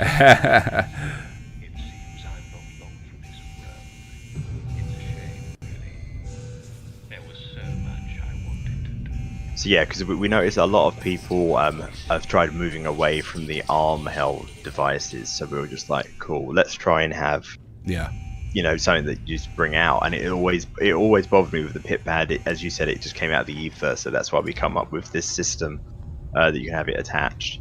And purely because a lot of our mod is lighting driven. When you have like the bright green glow, it just ruins everything. So having the torch allows you to have the option of that sort of horror feel. Right. But again, you can get some Dead Space gameplay going on. Exactly. But like if you have bad eyesight like I do, there are times where you're like, okay, I've been straining enough in the dark, I'm gonna just unequip it again and poof, I'll have the green glow or whatever. We allow people to have both. The whole thing about Fallout London is choice for the player. Sure. Well, we can all be happy about that. So I assume there are story reasons for it, but I was always confused by this part of the intro. Like I said, I've watched this a couple times now. Of that, the guy basically tells you he's about to die, but then is this a different character, or should you not tell us that for story reasons? I don't know, King Gaff. I don't know. Okay. You might have to play to find out. Okay. Well, I assumed it was the same guy, because it's just like, you guys all sound the same to me. But then it's like, well, it doesn't make any sense. Why is he telling me he's going to die, and then this guy's talking like, oh, he's going to be the G-Man character? So the whole thing around this intro is obviously there are vibes coming from everywhere. You've got like a Mr. House type thing, you have a father type thing, an enclave type thing, but none of it's explained, and that's exactly what we wanted. Yeah, I mean, that's a great way to start things. Mysteries for the player, threads for the player to go tug on and see what they wanted, so they have some idea what to do next. Now, I will say this, so I built this interior that you're looking at the moment, and everyone, including like all the media outlets, have been saying, oh, this is BioShock vibes. This is just like BioShock. It does look like BioShock. I've never played BioShock. Well, BioShock was basically like the best version of Art Deco that we've seen in a video game. And so like Fallout 4, just the stuff that they ship with. Mirror. It's got to be that big mirror window thing, because you got the Art Deco pieces that are like how much of the set, how much of the model set did you rebuild from scratch versus, because I gotta imagine you can use a lot of the Fallout 4 architecture to get this style, or did you guys you guys didn't do a full new build kit? You're using a mix, right? Yeah, so we've used vanilla stuff when we can, but we do have a lot of our own stuff. Like you can see lots of our own assets all dotted about in there. Sure. But a lot of it is just either retextured stuff, like that's a remade, those little cross pieces there. Yeah. I know I'm a bit behind on the stream. I think they're actually from the Reclamationist project that remake stuff from 76. Okay. So like there's all manners of all stuff to try and make something that's a bit more unique. Sure. We've worked a lot really with Turkey and Grill before they went off from the Capital Wasteland, so we use a lot of their stuff. We love the Capital Wasteland stuff, and it really helps with our vibe, because Fallout 3 was a lot more gritty, so it really works with what we're going for. Sure. Yeah, I would say the comparison to BioShock is, I think Fallout 4 was super inspired by BioShock. Like you can tell they were going for a "Would you kindly reveal" with the Sean moment that didn't hit, but they wanted one of those big mind fuck, for lack of a better phrase for it, moments, and obviously the architecture hits it real well. But yeah, I think there's naturally anything that's built in with Fallout 4 assets is gonna give off some BioShock vibes, especially in a dark room with a big window. Yeah, definitely. You could throw some moving water on a shark behind that glass, and it would feel like it was part of BioShock. Well, I mean, this is the thing again, is that the problem with Fallout 4, it was very bright, and there are times you could go around and it would basically be like, it would feel like a nice day. Yeah. And we wanted to bring it back so it's a bit more grimy, like the OG games. So I guess that's maybe when it sort of comes into that feel. But I don't know. I actually haven't played it. So it's great. But when I get all the feedback of, oh no, it's just like it. It's like, really? Well, that is a coincidence. It's that bit bothers me. What just something go wrong? The hand just clips through the chair. That's a Havoc thing. That's yeah. Yeah, you gotta turn off the Havoc settle on him. So right here, when we come out, you still got the bright and sunny days. So are you guys planning on eliminating the clear day weathers so that it's a little more? Because I am everybody on stream who's watched me a lot knows I am such a huge proponent of the bright and sunny Fallout 4 that when I go into podcast mode at the end, I always set the weather to perfectly clear because I just like it better. So are you guys intending on? So I'm not. Either way you answer is fine. I'm just saying I wouldn't be offended if you told me we're still going to have bright and sunny days sometimes in London. So we do use polluted climate, which was the weather that you just saw before as you were coming up the stairs. So it is going to be like more overcast and grey and stuff. We do have sunny days in England. They are a rarity. They exist. However, for the most part, the reason why we made sure to have one here was just because we want to show off, the distance. And if it's overcast, you just won't see it. Right. So the plan is, though, like not only to mimic reality of having it a little more overcast, but also gives the game more of a darker vibe. Yeah. When you get to launch. Yeah. But yeah, and then you get this nice train ride, this is something like these types of things. Like, it's funny that because those of us who play so many Bethesda games, I really like that you guys latched onto the Mind the Gap thing. That's really cool. The stuff like a moving train just feels so freaking awesome, even though like plenty of other games have it, but because it's within this game we love, like it, and that you don't have it naturally, like that just makes it all the cooler. You know what I mean? Like it's not like a rarity in gaming to have a moving train, but in Bethesda games it's super rare, so it feels like that much cooler that you guys put that in. Yeah. It just seems so obvious as well, because as you rightly said, we have the whole Mind the Gap vibe, so it was like, right, gotta have a train, gotta have all this more. Yeah. So all right, let's go to audience questions here, and we're only gonna keep Prilla for maybe 15-20 more minutes because he's dying on us. Nothing left. Give us great questions, folks. Let's see here. Let me scroll down through. Can I punch the zombie queen? That's an important question that was asked. I mean, to be fair, the whole thing about the queen is it's all dependent off if by the time we are ready to release, she is still alive. We are not going to be including a ghoulified monarch when she has just recently passed. That's like a hard rule we've adopted. She just celebrated a birthday, right? Like her jubilee, and yeah, so she's 96. So ooh. I mean, they do live a long time, but you know, we are against the we are against the clock, I guess. Yeah, so, no doubt. And it could be one of those things where you release and then she dies shortly after, and you already could. Have you guys had that discussion? Do you patch then to be like?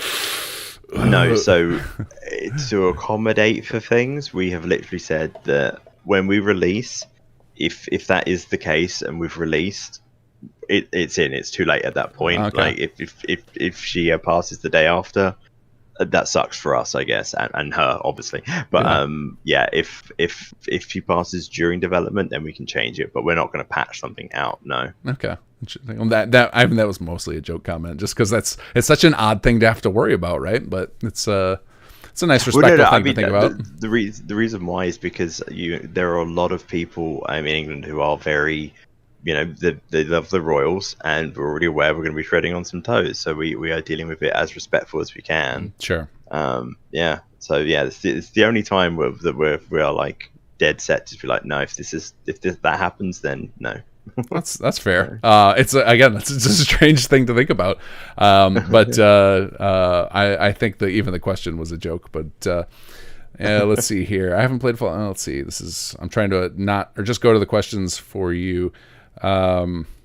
Some of these are just for me here. Sorry, guys. If you asked me a question specifically, I'm skipping them because I feel bad for poor Prilla here, who stayed up all night to come hang out with us. Let's see. Scrolling down. Sorry, I'm like way back in chat. I leave chat stable from the beginning of my stream, and then I have to scroll through. What was the most difficult part of development for you? Was it that reset? Because that sounds pretty difficult. No, actually, no. That was just a logical choice. I would definitely say probably one of the most difficult bits is, I guess for myself, it is obviously the management of free volunteers, trying to motivate people to work, and these people who are, they're giving their all in all their free time for nothing. Some people might sit there and say, oh, these are CV padders. That's just not true. Some of us just want to finish this because we want to play a Fallout in London. Yeah. And it's like it's still difficult to motivate people to trying to get things through to the end. So I would definitely say that is probably one of the hardest things that we have to work with. And you've probably seen that yourself. It's just like when you might have an internal deadline, it's like, how do you get that when someone's just had something's happened in their life, or they've just lost their job, or their job is grinding them when you need to grind them? It's what can you do? You're not meant to be paying them. You're not meant to be like, oh, here's some money to do this, because you're not allowed to. So we've got to be above board. So it's just like it gets difficult. Yeah. Now my solution to that problem is I just do more myself. It's like we're falling behind. That's mine too. Yeah. Like we're missing an internal date. I guess I'm working weekends on the project because I am known on the team for I work like crazy on the week during it, and the weekend is family time for me. But yeah, I mean that's why I was also partly told to like not even have my phone on this holiday I'm going on, because they're just like, leave us alone, because that's the other thing. It's like it also gets to the stage where it's just like, I'm so used to breathing down people's necks, it then sometimes becomes hard not to, because you're so used to like, oh my god, can I trust people to not manage everything, or so it's there are so many elements of this that I mean, my biggest takeaway from this is learning how to project manage. So if anything's going on my CV, it would be that. Hey, you know what? I don't see when people say like it's just CV padding, I don't think anybody's saying that in a negative way. Like I think that everybody needs that. You got to hustle, right? This is the only way you're going to make it in the world. And having not only just wanting to play it, but also it is going to be a huge thing for your CV. For everybody worked on the project at the end of it to say like, I made the complete video game. Like I have that experience under my belt. May not be in Unity or Unreal. That's what I'm doing it for. Yeah, that's for me. I want to complete the project so I can say I've completed a huge project. The fact it become this like, it sounds weird to say global phenomenon. Like it was like we outperformed Bethesda at their own E3. That's pretty shocking. So we all got ourselves some little developer t-shirts recently, and we've had it where two of the team members have gone into like stores like computer exchange stores and whatever, and they've just been stopped by members of the public who have asked them questions about the mod and stuff. It's like just random people. That's awesome. It's like, for me, I'm not after it for all of that. I just want to finish the project. There are people on the team that want to try and get into the industry with this, and obviously we have Sirens gone into the industry. That was a big thing. It's like people could get out of this what they put in, but for me, it's always been about getting it over the finish line. No, I mean that's like a big. I've said that the same thing about some settlements is like. One of the thing, like people ask often, like, "Hey, why don't you open your own studio?" And it's like, well, I need to have a project of this scope under my belt to know that I have it in me. So like, this is like a proving for myself almost. I don't know if that's how you feel about it. Yeah, I guess, but at the same time, like I don't know how much of it is. It's something that the team have spoken about 100%, but also at the same time, maybe it's just, like. I'm a backpacker. I want to go off backpacking, and again, that's what my life dream is. If I didn't mean making a studio. I meant like, is this for a personal pride thing of being like, I want to know that I can complete this thing? Like you're gonna. Oh, I see. I mean, yeah, for me, definitely a personal pride of being able to say that I finished this. Yeah. Yeah. But no, definitely though the studio question has been asked, because why wouldn't you when you've worked with people for umpteen years? They're just like, Yeah. well, why wouldn't we do something like this? Oh yeah, and there's the whole bonding in a, what is it? I can't think of the phrase of it, but you guys have bonded through the turmoil of, you guys survived together through the COVID thing. You've gone through this rebuild of the mod. You guys have probably built up quite a relationship over the years. So then, like, yeah, the idea of just stopping after it's done also is probably like, no, don't want to do that. But no, I was more talking about it from the perspective of like that. From me, like that's the answer I give to that question. It wasn't about the studio. It was more like, I understand where you're coming from about wanting to complete it, because this is a big undertaking. It's a huge undertaking to do something like that. To do something like what you guys do in London. I definitely think I was just chuckling to myself then when you said about like, oh, what was like the idea of like, what do we all do afterwards?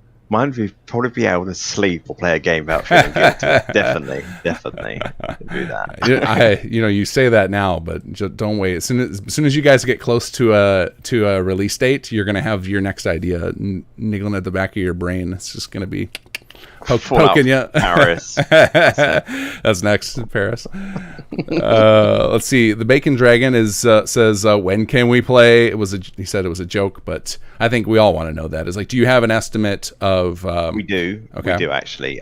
We plan to release a release date at the Voice of Palooza event that's coming up.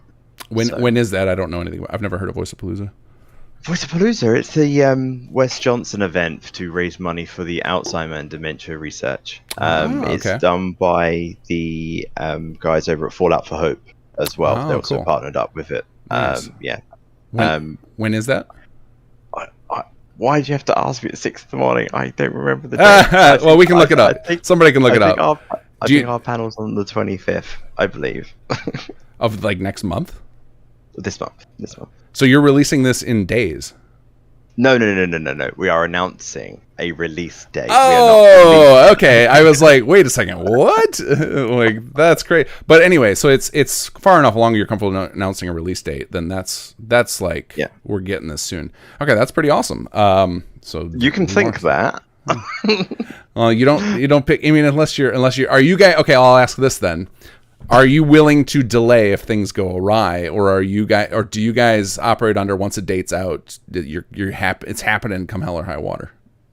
I think we've all being in the community where we've seen what happened with Fallout 76. Yeah. If we're not ready, we are prepared to delay, because we don't want to be Fallout 76 when it was released. I think it's a good game now, but it damn so wasn't when it came out. Right. So if something's not ready, delay it for the better.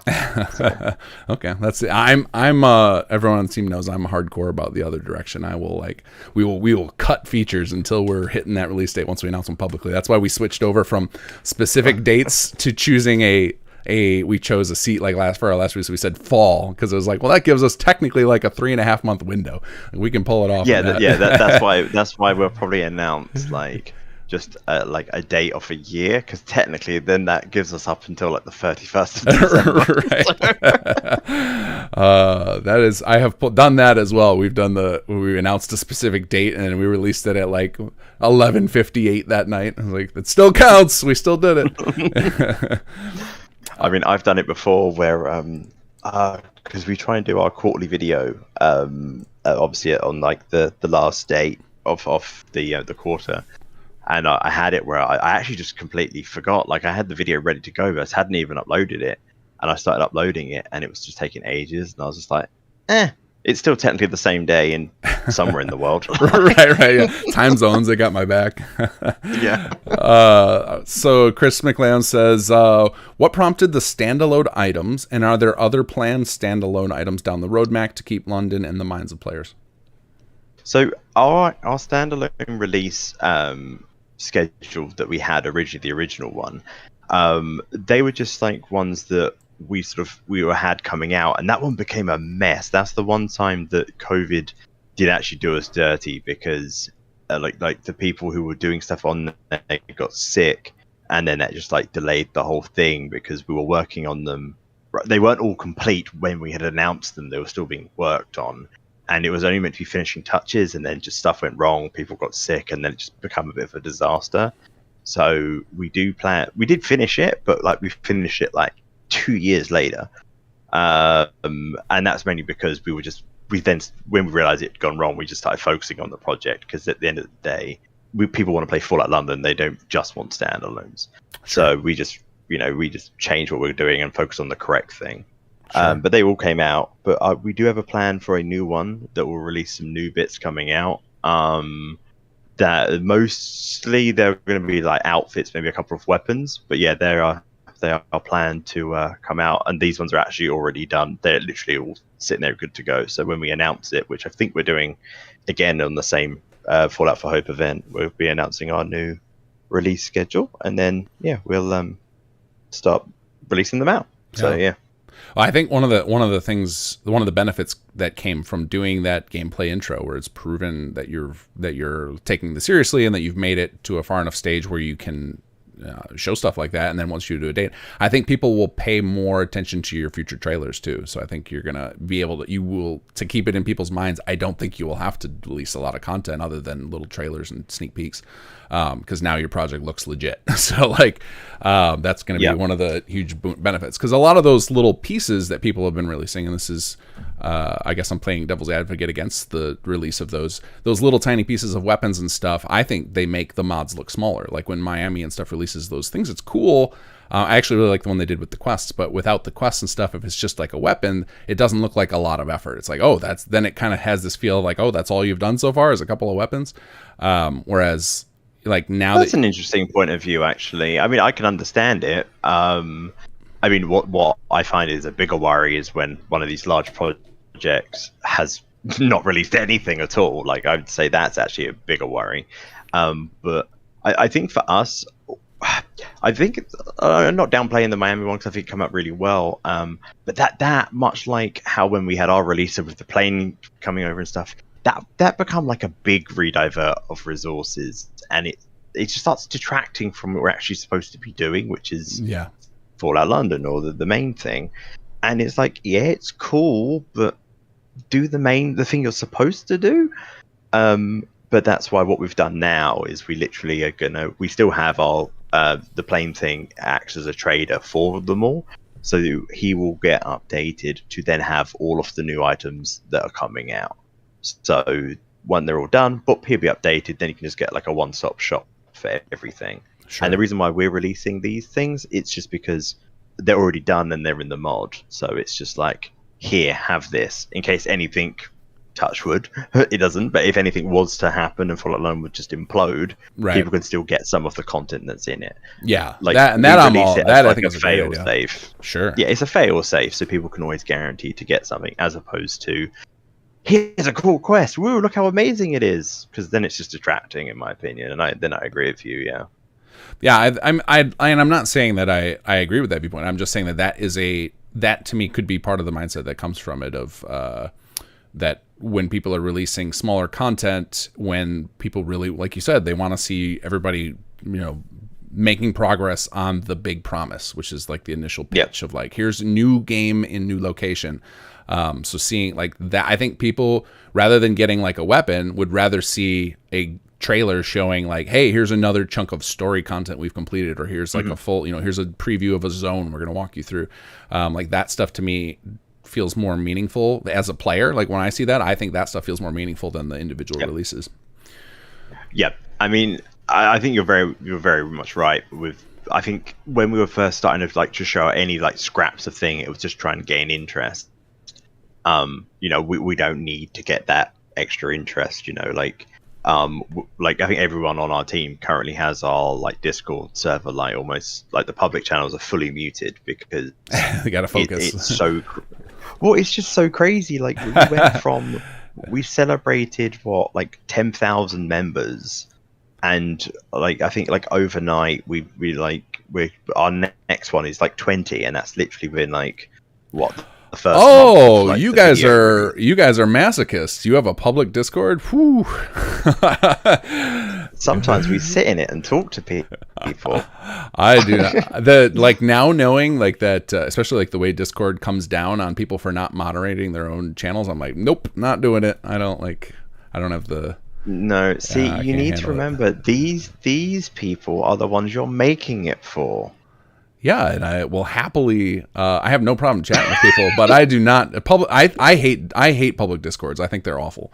They tend to be cesspools, and this move of the industry to try and make them the replacement for forums is so misguided. It's like, no, forums are where it's at for long form conversation. Get this Discord crap out of here. I love Discord. Don't get me wrong, but it is. I think public discords is insanity. So I'm shocked you guys are doing that with that many people, like with how popular you are right now.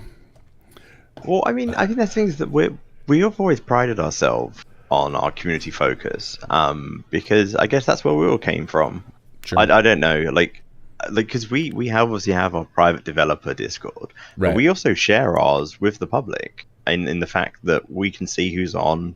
I guess that's why we can manage it easier, because we can just be like, oh, okay, someone's doing that, bloop, and just deal with it straight away. But yeah, no, we always pride ourselves on that. We often just jump in there. We then quickly leave, but we do jump in there.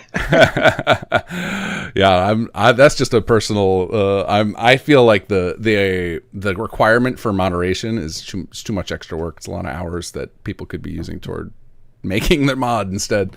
But more power to you guys. I've never really. I've had such bad luck in public discords I'm part of, like just watching them fall apart, where I'm just like, I don't want that responsibility. I do not envy the folks who run those big Discord servers. Well, I mean, that's the thing. It's like, it's not like we're really like fighting over like 4 people that are in this. Like, if someone comes in and misbehaves, they just get banned. Just problem solved. Out, yeah. Like, it's like, Xanos snap, boom. no time for strikes, and you're out. So the thing is that they tend to come back in under an alias anyway and then behave. So it's like, okay, fine. So there's several questions coming up, and I think they can all be, they're all in the same vein. I'll try and summarize them here. So one is, are you guys going to have some of your custom assets buildable in workshop mode? Obviously, we got a lot of settlement builder fans here. Can you say that again? Because I literally heard you say custom ass. I was like, he didn't say that. Of course I did. I want to know about your custom ass.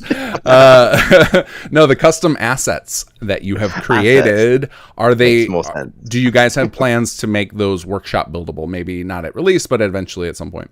Even if it's not a public release for use in other mods, but even within your own workshops, like to build a London settlement. Yeah, we do.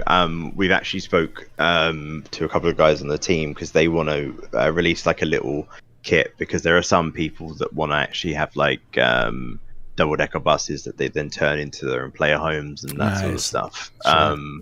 I know there was someone on the team that wanted to try and just set up something like this is like once we're all done, to see if we can try and work with you guys about having it like not so much like Sim Settlements 2 level, but more like how your original Sim Settlements work, where it was just like being able to have those sort of like build 'em up kits, something like that. But I don't know where that idea went, because again, we're focused on getting it finished. That sort of stuff comes later. Well, I can tell you this for support, because that's the other round of questions I'm seeing a lot of are is going to support SS2.